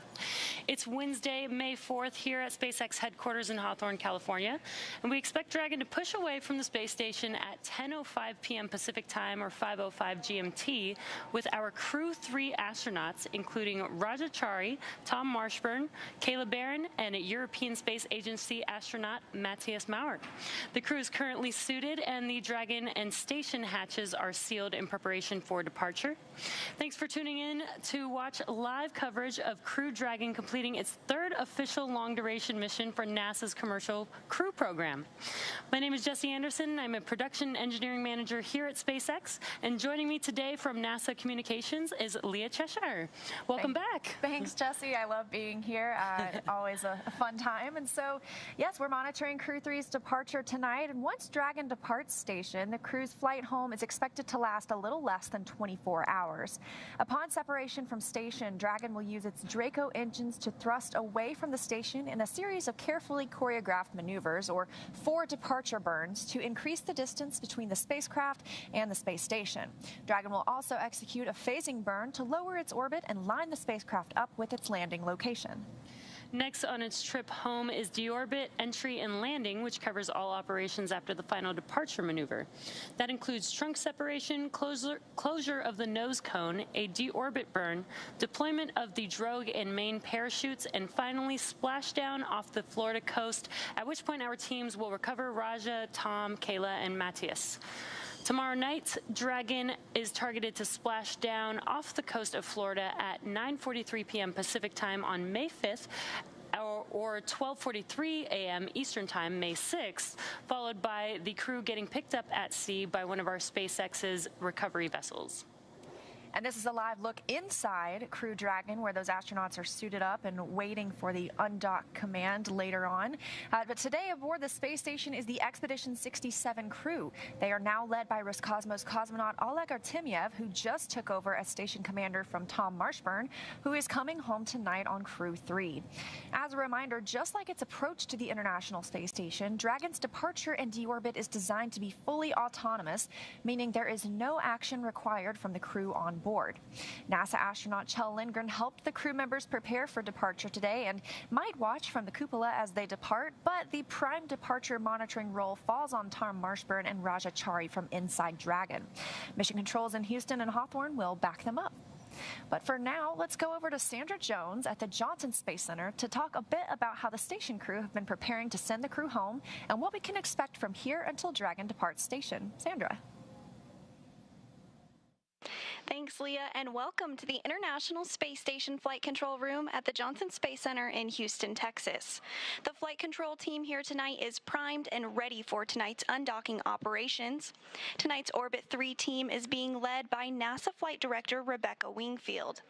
Now, since Crew 4's arrival just last week, it's been a busy week during our direct handover. And over the last several days, the astronauts have worked to pack Dragon full of cargo for their return journey. Along with the crew, Dragon will return more than 250 kilograms or 550 pounds of cargo back to Earth. That cargo includes some samples for continuing human research and some hardware and other items. All of this cargo will get offloaded after we get the crew out of Endurance following splashdown, and the scientific samples will be sent to researchers for final analysis. The crew also took some time to get their SpaceX suits unpacked and ready for the journey home. And since getting the hatches closed just a short while ago, all 4 astronauts are now suited up and in their seats standing by for undocking. We've got a final go, no-go poll coming up in just a few minutes where the joint SpaceX and NASA teams will make their final call for Dragon to depart the space station. And this is one of many checkpoints in the return that will continue all the way up until just before the deorbit burn.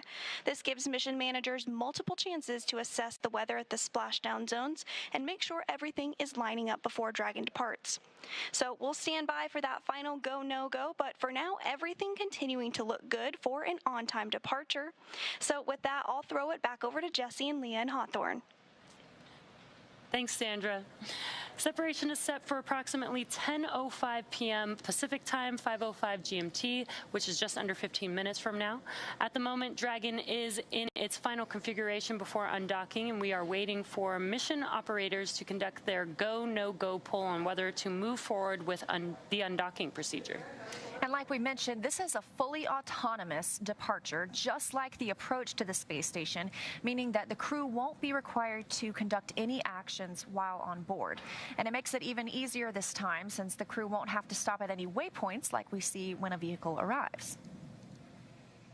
Once the undocking sequence is complete, Dragon will use its Draco engines to thrust away from the station in a series of carefully choreographed maneuvers or 4 departure burns to increase the distance between the spacecraft and the space station. From there, a phasing burn will place Dragon on a trajectory back to Earth. Next on its trip home is deorbit, entry, and landing, which covers all operations after the final departure maneuver. That includes trunk separation, closure of the nose cone, a deorbit burn, deployment of the drogue and main parachutes, and finally splashdown off the Florida coast, at which point our teams will recover the Crew 3 astronauts inside Crew Dragon from the water. We're expecting the call for the go, no, go poll in just a few minutes or so from now. So it's been 6 months for these astronauts since they arrived on station, but It was only a week ago that we saw Crew 4 arrive on station. Yeah, it's been pretty incredible to see the cadence that we've been able to send astronauts up to the International Space Station for these long-duration missions. And so exciting that we were able to get Crew 4 up there to be with the Crew 3 astronauts to do the handoff that they do. Yeah, I think that's really valuable because as we saw in, I believe it was November last year, we brought home Crew 2 before we sent Crew 3. So they didn't quite have that handover opportunity just because of some weather issues. We want to make sure we give them the best and most comfortable splashdown possible. But beautiful view of Dragon, just moments away now from hearing that go, no, go call, and our crew members getting ready to come home. Yeah, I'm sure they're pretty excited to come back home. They've been up there again for about 6 months doing science experiments, working, up on the International Space Station. So I'm sure they're probably very excited to come back and see their families back here on planet Earth. I was thinking about that. It's been 175 days that they've been on the station. And besides friends and family, what's something that you think you would look forward to coming home to? Yeah, I think probably the top thing would just be like spending time with my family. Yeah, right? That's the best. You don't get to communicate. They do get to communicate with their families, right, on the station, but it's, it's almost like a video phone or audio phone call. So, I think spending time with them in person would be really nice. Yeah, it's nothing like SpaceX on the big loop for status update.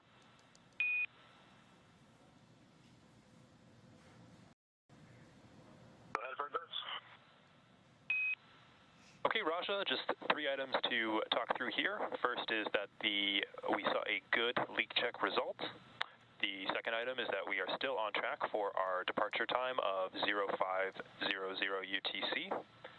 And then the last item that I have is that we've identified that the root cause of the timer behavior on your displays is that the vehicle is pulling in BAD and GAD data simultaneously. We expect this to resolve itself as soon as we disconnect the umbilicals for departure, and we've seen this behavior before with no concerns. How copy?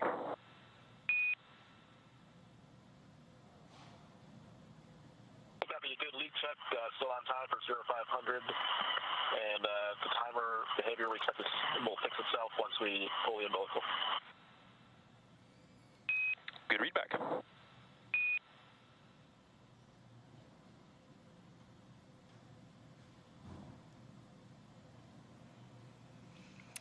And we just had confirmation that the leak checks aboard Crew Dragon went well. We have also been waiting for that vestibule leak check to be complete. That's the space between the hatch on the station side, known as the A-Pass hatch, and the hatch on the Crew Dragon side. We want to make sure we bring that. Endurance on the big loop, just make sure to give us a noggins up when you're ready for us to go visors down, so we have enough time to do that.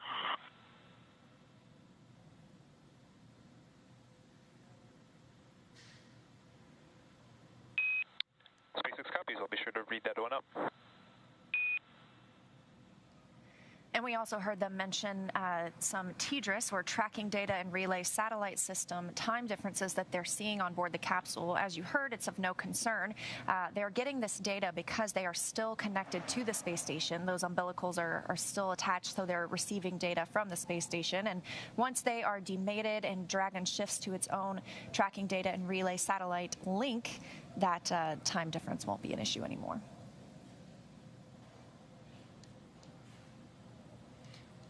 And again, departure is tracking for just about 9 minutes from now. It sounds like it is on time. And again, when they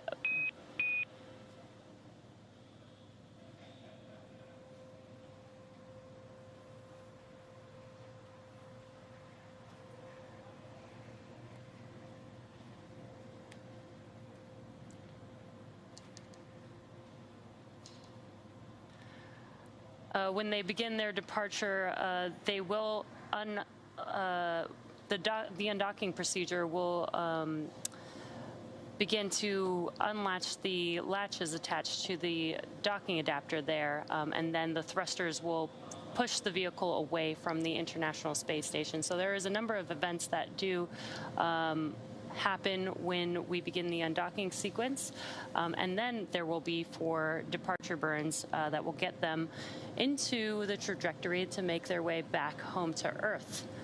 And those procedures will take, just a few minutes. I believe it's like 5 minutes for the undocking procedure. It's pretty quick. And if you look now, a beautiful view of Crew Dragon and the International Space Station as they are flying 260 statute miles over the Maldives, traveling at over 17,000 miles per hour. And we're standing by for a call to the crew, waiting to hear that teams here on the ground are go for undocking. And if you're just now joining us, you are looking at a live view of Dragon Endurance with the Crew 3 astronauts already on board Dragon. They're already strapped into their seats, into their suits. They've already completed suit leak checks. They've also done a leak check of the hatches on Dragon and the International Space Station. And we're just now awaiting proceeding with the undocking procedure. Again, scheduled for 10:05 p.m. Pacific time or 5:05 GMT. One quick thing you'll notice, the trunk of Dragon, which is on the left, that'll be jettisoned before the capsule re-enters the atmosphere. Dragon, SpaceX on the big loop for undock timing.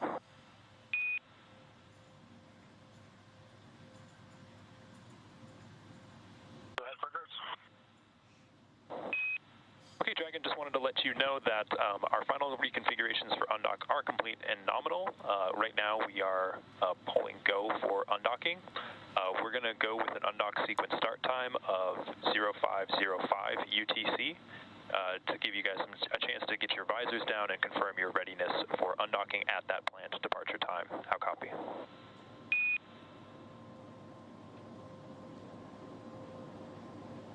Copy, polling go for undock of 0505 for the sequence start time. And copy, we are go and visors down. In work. SpaceX copies. We had a 1 hour window for this undock timing, so no concerns.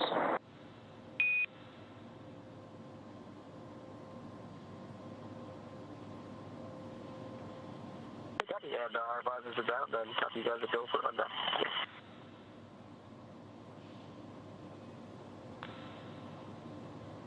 All right, good news. We just heard the confirmation that Crew Dragon is go to undock.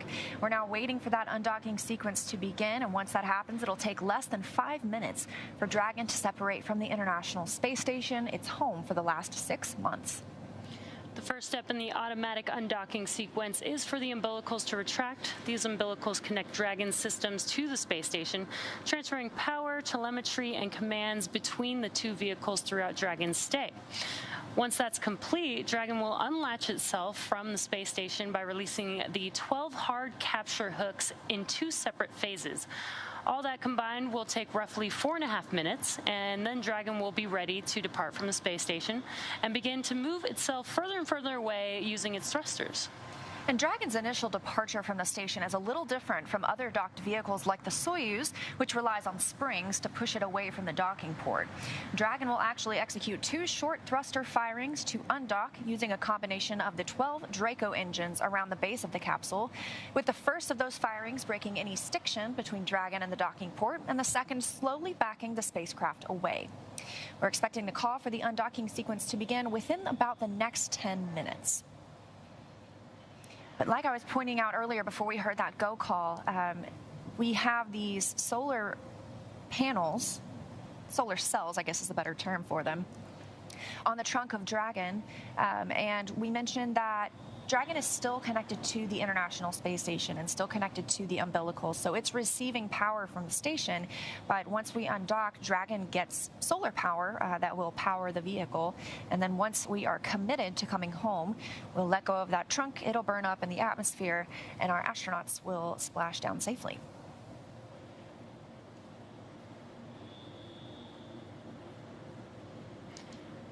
We're just around 3 minutes away from that undocking sequence beginning. We did hear that go for readiness, so we are on track for Crew 3's departure and ready for them to head home back to Earth.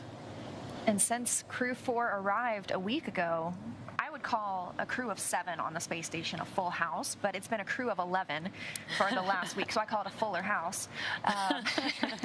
So it'll take the crew complement back down to 7 astronauts and cosmonauts aboard the International Space Station. 3 of these astronauts were first-time flyers. Tom Marshburn is the astronaut who had had 2 previous flights, so coming home with a little more experience now. Yeah, and I guess this, for their first flight, this is also their first return. Yes. And again, this return will be about a 23-hour ride. So once they undock, it won't be, you know, right back down to Earth just yet. They'll get to cruise in space for a little bit. And they have some off time during that as well. So they'll get to sleep if they want to. They have options to eat meals while on board. I'm sure they'll be enjoying the last few views from space, sticking close to the window and taking some pictures. Yeah, and they're currently in their suits. This is a pretty close-up view.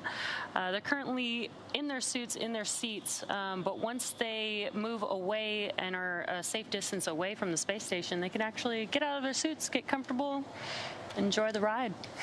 We mentioned a couple of those burns that will help them break away from the space station and then separate them from the station. And they are in their suits, and they just lowered their visors as well. This is all precautionary because these are not major burns, as I might want to call them. These are slow moving. We want to move pretty carefully when we're around the space station, especially while we're inside the keep out sphere and the approach ellipsoid.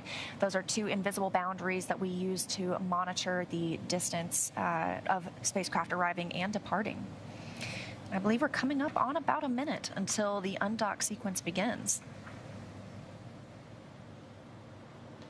And this is such an incredible view from the space station. You can see a portion of the space station with Dragon still docked and Earth in the background. looks so incredible there. That's the Indian Ocean below them right now. Dragon is docked to the Harmony port on the International Space Station, has called that location home for the last 6 months. We didn't see a port relocation with this vehicle like we saw for Crew 1 and Crew 2. This has been their home since they arrived back in November.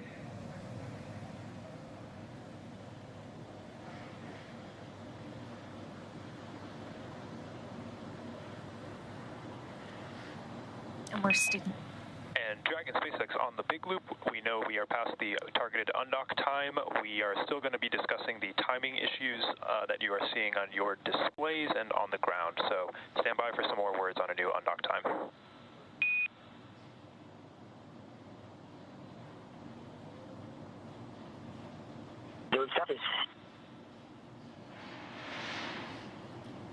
And that was the core crew operations and resources engineer speaking with the crew on board Dragon. And there's the core there on your left-hand screen. Just mentioning that they are still checking on a couple things that they had their eye on. Undocking was scheduled for 10:05 p.m. Pacific time, but there is some margin in the schedule. So once they clear what they're looking into, we should be go for undocking.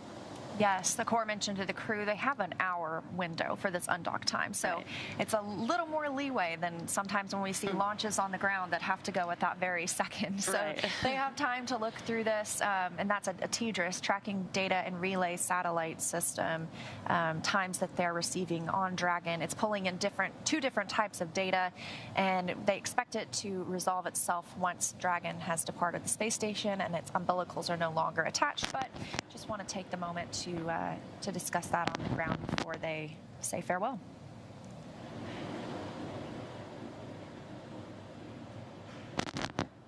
And you were talking about the core. That person is here in Hawthorne, but we have someone similar in Houston, and that's the Capcom, or the Capsule communicator. They are not speaking with the astronauts on the capsule, even though that might sound confusing. They're actually the person who relays information from Mission Control Houston to the astronauts on the space station. So those two roles are incredibly important, and we only have those two people that are speaking with the crew. That way there aren't too many voices at one time. It's an easy flow of information. And there you can see on your screen, on the left-hand screen, that is Mission Control here at SpaceX headquarters in Hawthorne, California. And on the right side of your screen, a little place that feels like home, is Mission Control Houston at Johnson Space Center in Houston, Texas.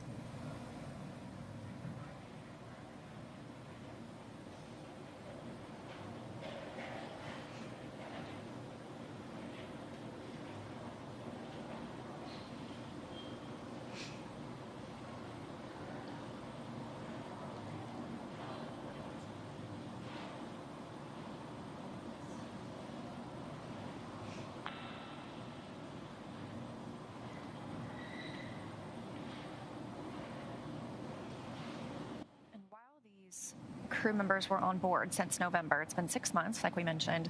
They've seen 8 visiting vehicles arrive. That's everything from SpaceX 24, the cargo Dragon, that came up and brought resupply and science activities for the crew, as well as Progress resupply ships, a Northrop Grumman ship, 2 SpaceX Crew Dragons. Not only did they have Crew 4 arrive last week, a few weeks ago, Axiom 1 arrived aboard the International Space Station for a brief stay. And the Russian Pre-child node module arrived at this time as well. Yeah, that's a lot of spacecraft on the International Space Station. Probably pretty cool for the crew on board to, get to interact with so many different people arriving at station. I call it space traffic. It's essentially what it is, yeah. And that's how the astronauts get their food and their supplies. All of the water, or almost all of the water on board, is recycled. But we have food sent up for the astronauts in those rehydratable packages. There are also meals ready to eat. That's what the crew on Crew Dragon will have to consume over the next 24-ish hours. But also science experiments. There are always hundreds of experiments happening aboard the International Space Station. We call it our orbiting laboratory, and that's what takes up a lot of the crew members' day.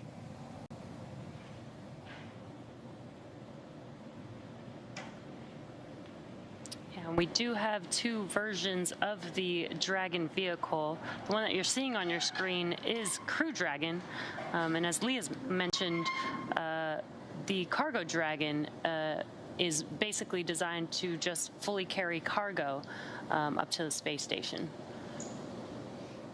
The Crew Dragon vehicle can also carry cargo as well. It is designed for 7 crew members. We have 4 members on board, so where we would have the other 3 seats is where we store cargo, which is just basically beneath the crew members on board Dragon. So we can bring some cargo with them on the crew vehicle as well.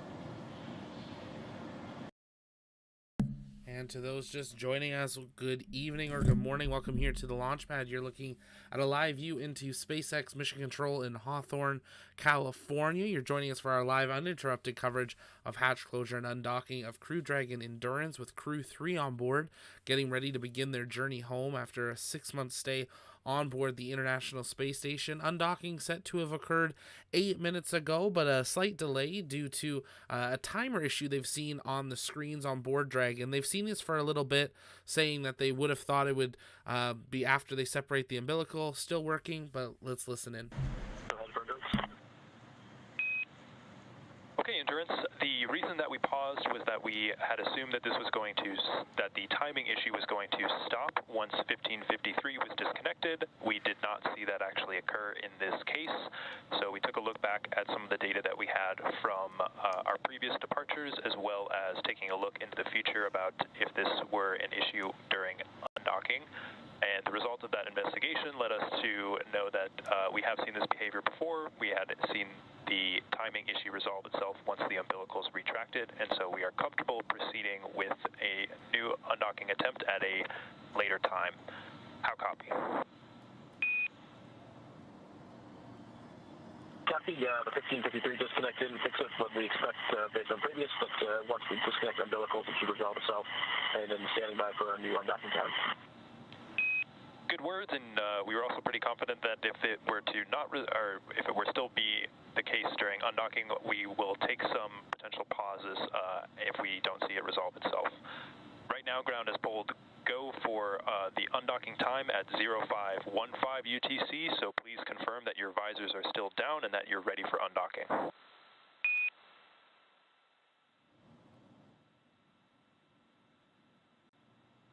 The undock sequence started at 0515, and all visors are down. SpaceX copies.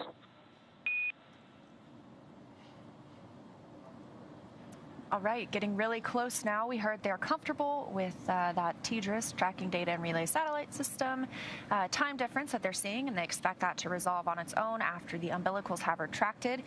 And now we're looking for that undock sequence command to begin in just about 2 minutes.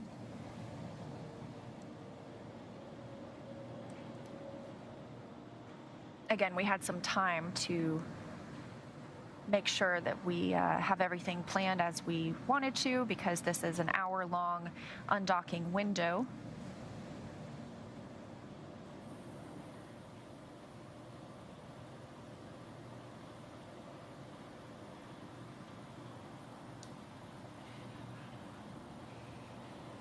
Coming up on a minute until the undock sequence begins.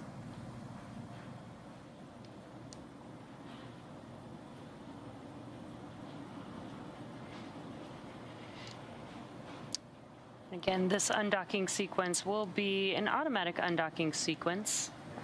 First, the umbilicals will retract, and then the latches will begin to, the hard latches on the docking adapter will unlatch. And they'll do that in 2 phases. It'll be the first 6 hard latches and then followed by the second set of 6 hard latches. Then the vehicle will basically do a couple burns to push itself away from the International Space Station so that it's at a safe distance before it starts officially making its way back to Earth. Undock sequence commanded. There's docking, what should we say?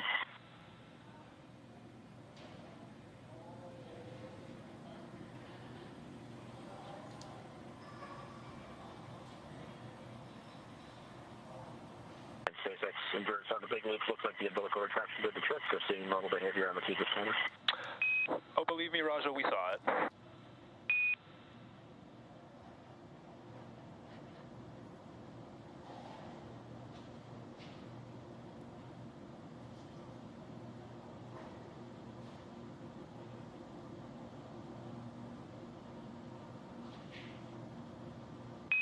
Umbilical demate complete and nominal.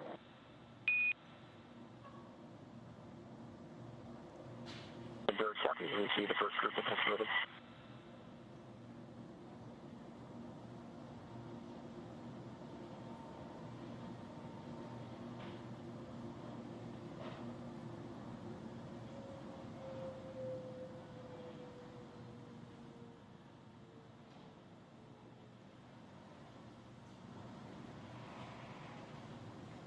And with that, we have confirmation that the undocking sequence has begun. We have heard that the timing issue that the crews were seeing on the TDRS clocks has been fixed. And with Dragon now getting ready to undock, let's go to Sandra Jones in Mission Control at Johnson Space Center. Thanks, Leah and Jesse. Great to hear that all is proceeding as planned tonight for undocking. As you mentioned, the umbilicals have began to retract, and right now we're working on the sets of hooks to also separate Dragon from the International Space Station. Again, there's 2 sets of 6 hooks that we'll be looking to open, so a total of 12 hooks in all.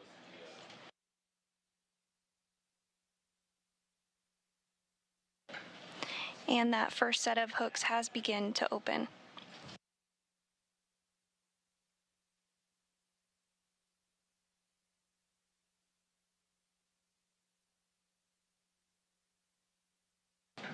Once all 12 hooks are open, Dragon will officially be undocked from the International Space Station, ending its 6-month mission aboard the orbiting outpost.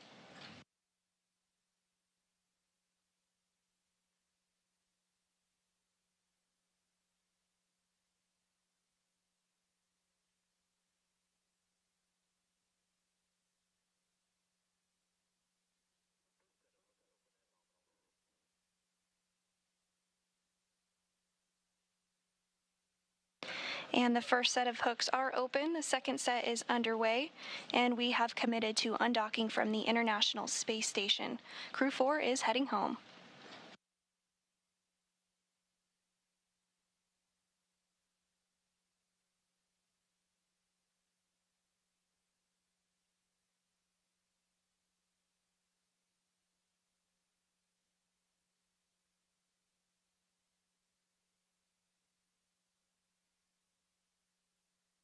Again, that first set of hooks is open and the second set is underway.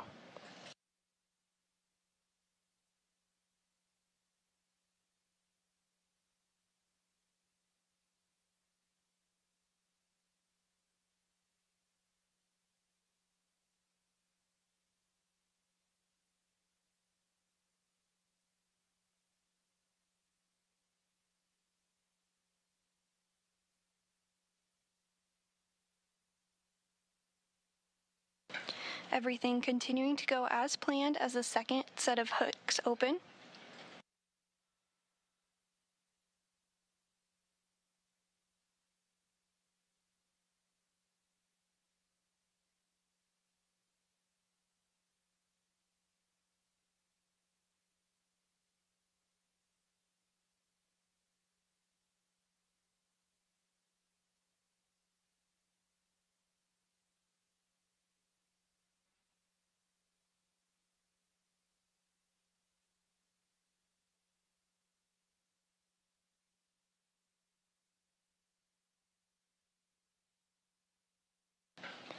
And we should be hearing the call here shortly that the second set of hooks has opened.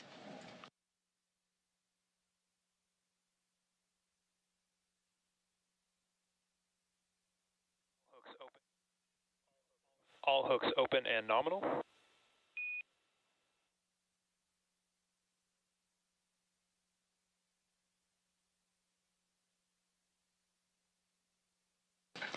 And the Crew Dragon Endurance has undocked from the International Space Station. 4 astronauts aboard the orbital outpost completing their 6-month mission. That undocking did occur at 12:20 a.m. Central Time, 1:20 a.m. Eastern Time, while the International Space Station was flying southeast over Australia.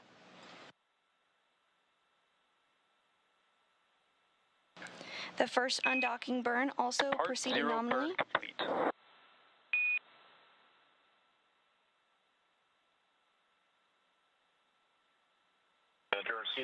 And with the series of departure burns now underway. Copy.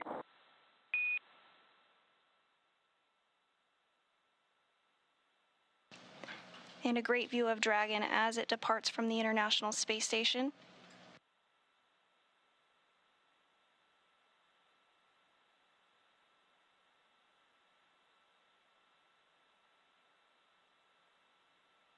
Next up will be the rest of the series of departure burns that will continue to push Dragon further from the space station. And with Dragon now successfully undocked from the space station, again that undocking occurring at 12:20 Central Time, 12:20 a.m. Central Time, 1:20 a.m. Eastern Time, just southeast of Australia, I'll hand it back over to Jesse and Leah in Hawthorne to walk us through the next phases of return. So some great news and great views. Dragon is now undocked from the International Space Station. We have already completed departure burn 0. That's a short burn of Dragon's Draco thrusters, lasts about 16 seconds long. That increases the speed that Dragon is flying away from station and sends it on a trajectory, taking it up and around the orbiting laboratory. That departure burn 0 sets the Crew Dragon Endurance crew with Raja, Tom, Kayla, and Matthias on their journey home, now on a trajectory to head up and over the station. Additional maneuvers will change the orbital path and take Crew Dragon below and in front of the station. Dragon will autonomously accomplish that through 3 additional departure burns to get the 4 astronauts of Crew 3 well away from the space station on their way to home. And what you're looking at on your screen on the left side is a view from Dragon looking at the International Space Station. And on the right side is a view from the International Space Station looking back at Dragon.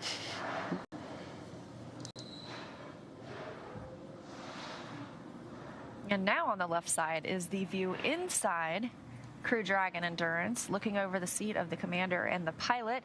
You can see the screens they're using to monitor their journey back home, but again, they don't need to make any actions to continue Dragon's flight. This is all autonomous, and they use those screens to monitor the vehicle's systems as well as where they are in the process.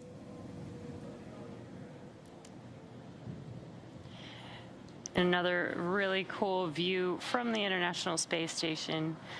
You can see Dragon in your bottom right hand corner as it is moving slow and steady away from the International Space Station.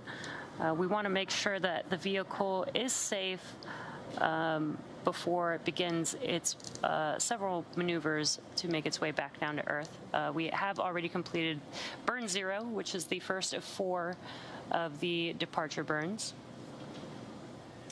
And we're hearing reports that trajectory is nominal or as planned for Crew Dragon Endurance. We're standing by for that depart burn 1, I should say, in about a minute and a half. This will increase the opening rate between Crew Dragon and the station. And again, there are no hold points during this departure sequence. We see crew members arrive, and they stop at waypoint 2 or 1 or 0. Sometimes they're able to pass through after some go, no go polls, but it takes a lot less time to depart than it does to arrive. So again, standing by for that next departure burn happens about 5 minutes after separation, so only about a minute from now. And this is a cool view as Dragon is making its way out of the view. You can see how slow and steady it was. Hard to tell, but now that Dragon is out of the view, you can kind of see how slow it was moving away from the International Space Station.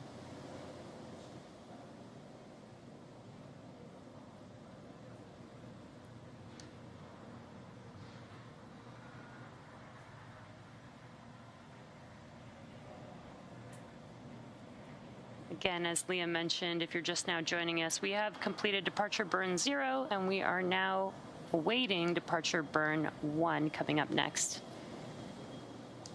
And you can tell it's a little bit darker outside now. That's because the Crew Dragon and International Space Station have entered an orbital nighttime. They circle the Earth every 90 minutes, so they see a sunrise or sunset every 45 minutes. And they are now flying just southwest of New Zealand, about 271 statute miles over Earth. And you can see on your screen some bursts happening there. These are the burns. Dragon is using its Draco thrusters to maneuver itself away from the International Space Station. That was a pretty cool view. One burn complete. Dragon, you are go to doff your suits per procedure 4.012. And this is a reminder that ground will be deactivating the big loop following exit from the approach ellipsoid.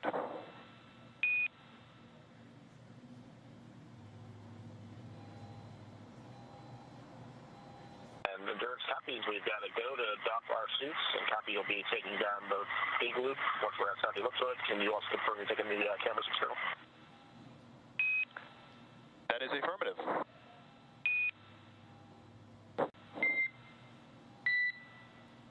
Thanks very much. And Station Endurance, thanks for the warm send-off.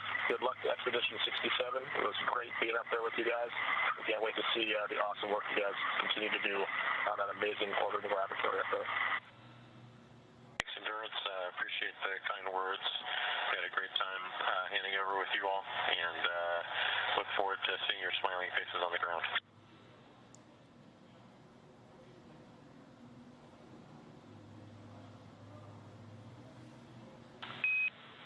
And Station, with that, Dragon has exited the keep-out sphere.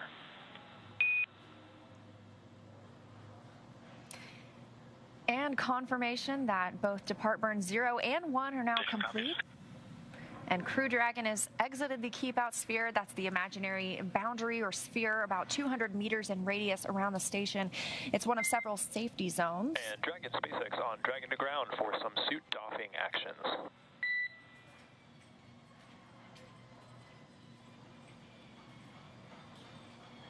Go ahead on Dragon to ground for suit doffing actions. Okay, the cameras have been taken external, so you guys are go for those suit doffing actions. Just one note for you, Tom. When you are getting out of your suit, if you want to go ahead and give me a call, I have a couple of things that we'd like to do to inspect your umbilical, just to get a better understanding of if there's anything out of config. How copy? Copy all. Cameras are going external, and I'll give you a call before I'm taking off my gloves right now, but I'll give you a call before I start suit doffing. And copy that, Tom. We can probably delay this until you're fully out of the suit, so it's nice and easy. Okay, copy. Give you a call once I'm out of the suit. And SpaceX, how do you hear on Dragon to ground on the captain mic? And I've got you 5x5 on the cabin mic. We've got you the same.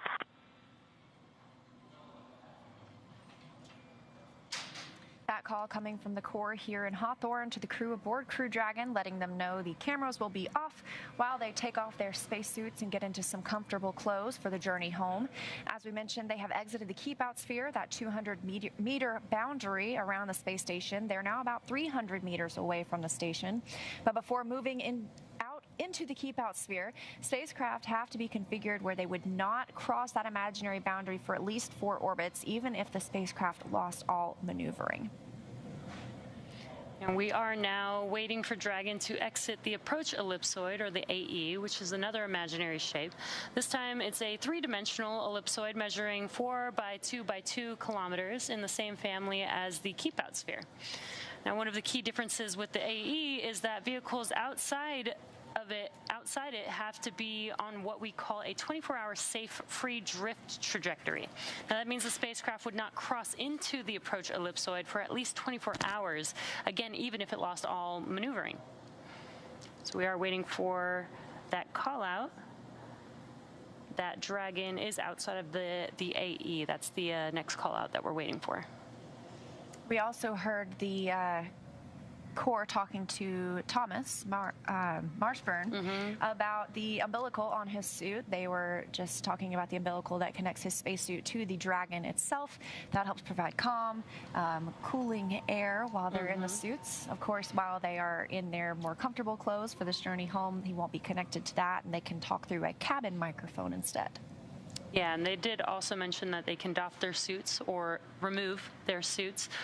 So as Liam mentioned, they are starting to get comfortable, and they do have, a 23-hour journey on the way back home. So it'll be nice to get out of those suits, even though they are like a personal AC system for them. They look comfortable.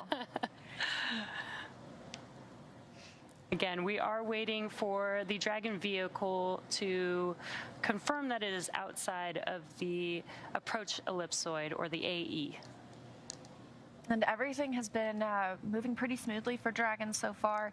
We are on a nominal or normal trajectory, and the next burn isn't coming up for another 42 minutes. So Dragon is still cruising on those burns, depart burns 0 and 1 that we actually saw.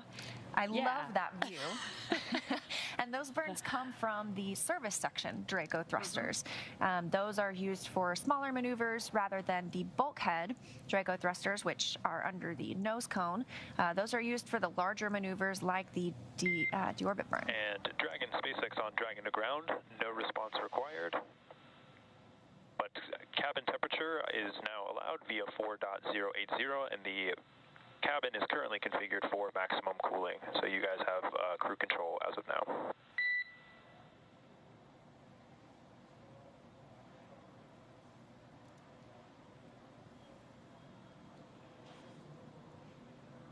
Sounds like they're getting the cabin comfortable for the crew members.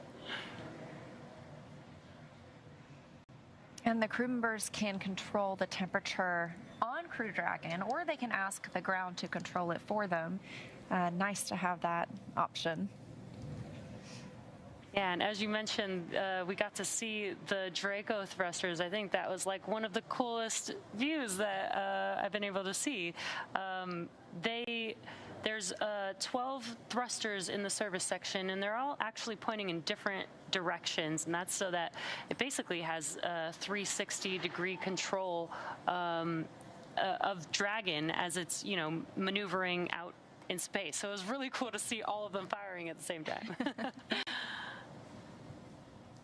We're about halfway out of the approach ellipsoid. That's that 4 kilometer by 2 by 2 kilometer imaginary shape. Actually, I've heard it called the pizza box because of its shape around the International Space Station. And so we use this and the keep out sphere for all vehicles that arrive and depart the International Space Station. That helps the teams monitor where vehicles are, if they're ready to cross those boundaries, and eventually dock or undock with the space station.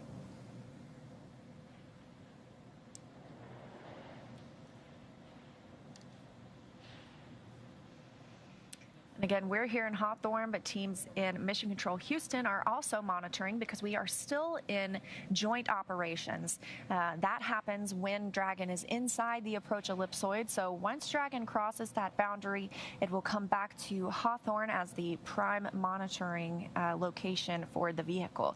But while we're close or docked to the International Space Station, we're in those joint operations. So it's been 6 months of these teams working together on Crew 3, but they continue working together every day because we have Crew 4 on board as well. And there you can see the teams on your screen. On your left-hand screen is Mission Control Hawthorne, and on your right-hand screen is Mission Control Houston.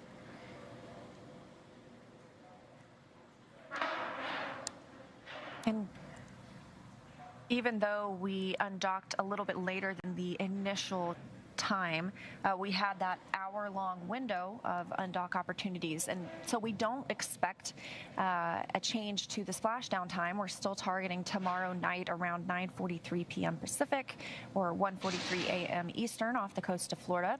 There will be teams out on a boat to recover the crew after they splash down, and after splashdown they'll be removed from the vehicle.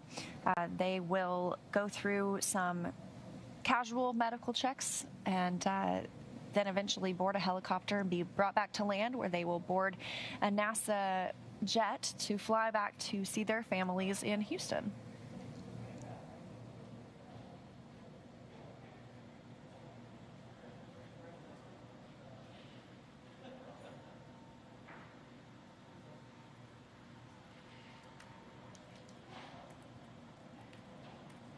If you're just now joining us, you are watching the live undocking of the Crew 3 crew from the International Space Station. So far, they have undocked from the space station. They've completed 2 burns so far, burn 0 and burn 1 of the departure burns. We do have 2 more burns coming up as they make their way further and further away from the International Space Station and get the vehicle on a trajectory to make its way back home to Earth. And we're about 700 meters away from the International Space Station, so that seems to have happened pretty quickly for very small and short burns, but things move pretty smoothly when you're in space. Yeah, and you mentioned departure is a lot faster than docking to the International Space Station. You know, that 700 meters would take quite a bit of time because it's a very slow approach. But I think moving away seems to be a lot faster, which is probably nice for the crew members. And again, they don't have waypoints that they need to stop at either. So that probably helps with making the departure a lot faster. Exactly. And we talked a little bit about how Crew Dragon will move above the International Space Station. Mm-hmm. This slows the vehicle down because what keeps the space station moving at orbital velocity, 17,500 miles per hour, is that it's trying to travel forward, but Earth's gravity is continually pulling it down. So that keeps it in that orbit around Earth constantly. So moving Dragon above the space station reduces the pull of Earth's gravity and helps it slow down. So the space station will actually pass in front of Crew Dragon, and then Crew Dragon will later re-enter the atmosphere. Yeah, and I think sometimes people forget how quickly the vehicles are moving, especially when we got to see, Dragon moving slowly away from the International Space Station. They're still going 17,500 miles per hour at that point, which is incredibly fast.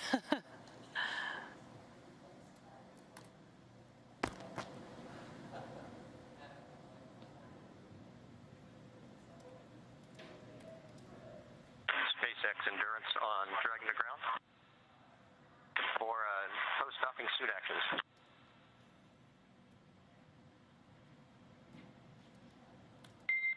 Okay, Tom, I've got 4 items here for you to check out on your suit and your seat if you're ready to copy.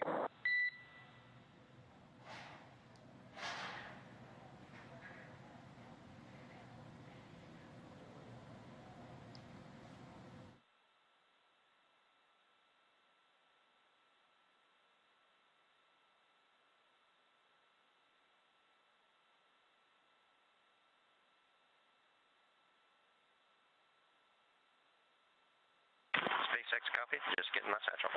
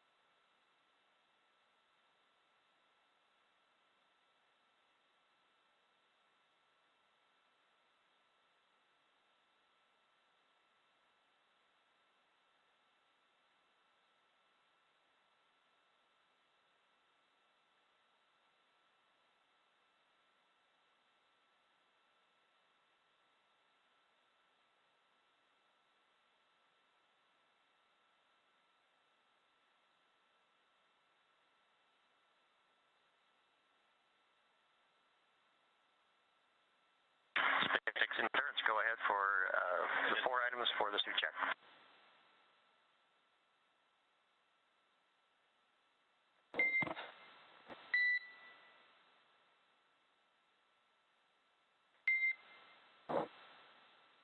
Okay, before that, I just wanted to give you the call that Dragon has exited the approach ellipsoid and is on a safe free drift trajectory. Houston's going to be taking down that big loop shortly, so expect the ISS audio traffic to cease.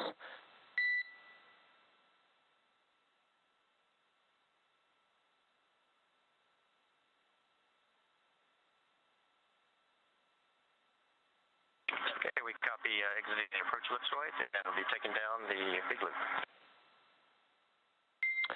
Good readback. Okay, the 4 items that I have for suit inspection.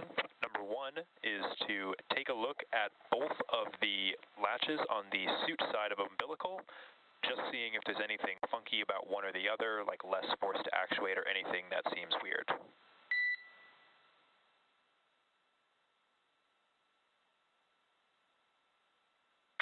Copy, that's at work now, inspecting latches on both sides of the suit umbilical. Okay, do you want me to keep reading them off, or do you want to get back to me on that?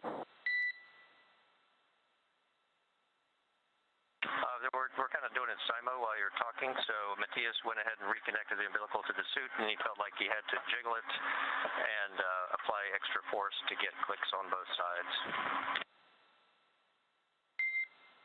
Okay, copy that. When Matthias connected it, it felt like he had to use extra force to get it to actually click and get both latches to seat down. Is that a good readback?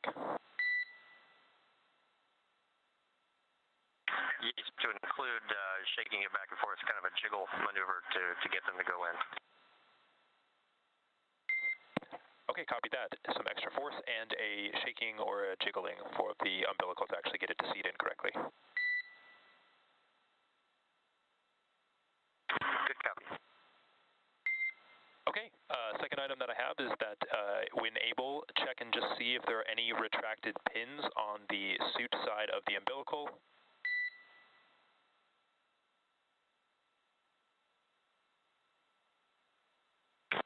Checking pins on the suit side.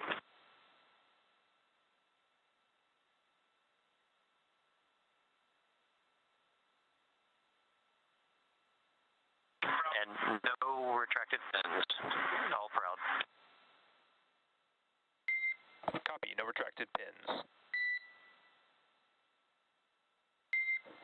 Third item that I have is just to take a look at the suit side interface on your suit and just see if there's any FOD or anything connected to any of those pinout connections. Checking for FOD. No FOD when I first connected it, no FOD currently. Copy, all clean interfaces. Last item that I have is, when able, remove the... Good copy. Okay, last item that I have is that when you can, remove the middle seat foam and then press down on the seat side of umbilical to confirm that it's fully seated.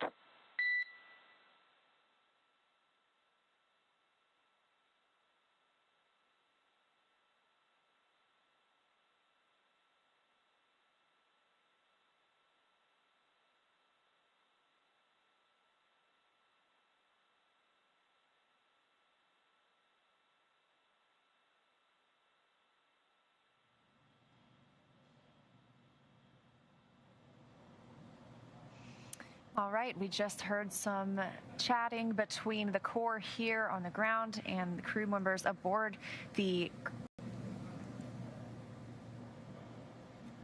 Crew Dragon Endurance. They are now outside of the approach ellipsoid, that 4 kilometer by 2 kilometer by 2 kilometer shape, invisible shape, I should say, around the International Space Station, which we use to monitor arriving and departing vehicles. Now, we were just talking about how Crew Dragon was going to come home by moving above the International Space Station. I said it was due to gravity that it would slow down, but it's actually due to relative velocity. So the space station is closer to Earth. It will appear to move forward from Crew Dragon, and Crew Dragon will then lower itself, enter the atmosphere, and come home. But everything is moving really smoothly for the astronauts and their journey home on Crew Dragon Endurance. Yeah, and very exciting. Crew 3 on their way back home. Now NASA astronauts Roger Chari, Tom Marshburn, Kayla Barron, and European Space Agency astronaut Matthias Maurer have departed the International Space Station. It will take them about 23 hours until they make their way back home to planet Earth. Next up, the crew, they've already doffed their suits and they are settling in for the flight home. So as they rest up, our teams here will continue to keep an eye on the weather to ensure a safe return to Earth for Dragon and our Crew 3 astronauts. And though our coverage here in Hawthorne is wrapping up, we're going to turn it over to the NASA team in Houston to take us through the next phases of the Crew 3 mission. NASA TV will stay on the air for continuous live coverage along Crew 3's journey home. So for those of you watching online on NASA's YouTube, take a look at the description below the video and you'll find the new link for the Crew 3 coast phase. Live coverage will continue at that new location shortly. But if you're watching on NASA TV, don't touch that dial. You won't notice a thing and coverage will continue. And meanwhile, SpaceX's YouTube channel will join live coverage starting roughly 1 hour prior to splashdown. And as always, you can find mission updates on Twitter at NASA, at SpaceX, and on the web at nasa.gov. Thanks for watching, and may the 4th be with you.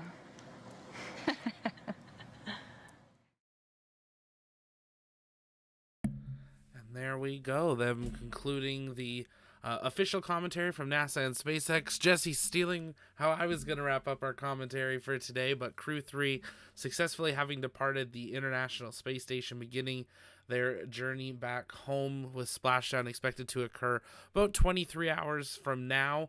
Should weather be good, they will commit to that re-entry 22 hours from now prior to that deorbit burn, and we're still waiting to hear which targeted landing zone they are looking for. We're just getting spooled up to give you guys a stream for the coast phase, so we hope that you will stay with us for that. We're going to take some time and answer your last questions, though, so if you do have questions, let us know in the chat. Just take us at the launch pad, and we'll answer those as we continue our stream here today. But if you haven't yet, take a moment, engage that subscribe button so you never miss another launch, docking, undocking, splashdown, news conference, press event, or exclusive interview as we enter a very busy period in human space exploration as we prepare to go back to the moon for the first time in 50 years and soon on to Mars.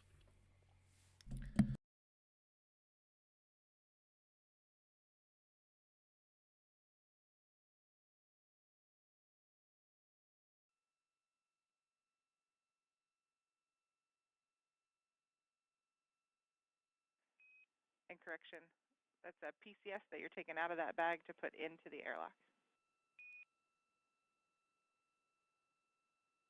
Okay, copy 5155 in note 2 deck. Yes, ma'am. And we did notice that you all put a GEM ATU into public call 1. Just a reminder that the Russians are going to have a morning DPC right after you guys go to bed. So punch that off, or we can do it for you. Just let us know if you want us to help. We got it. Thank you for the heads up.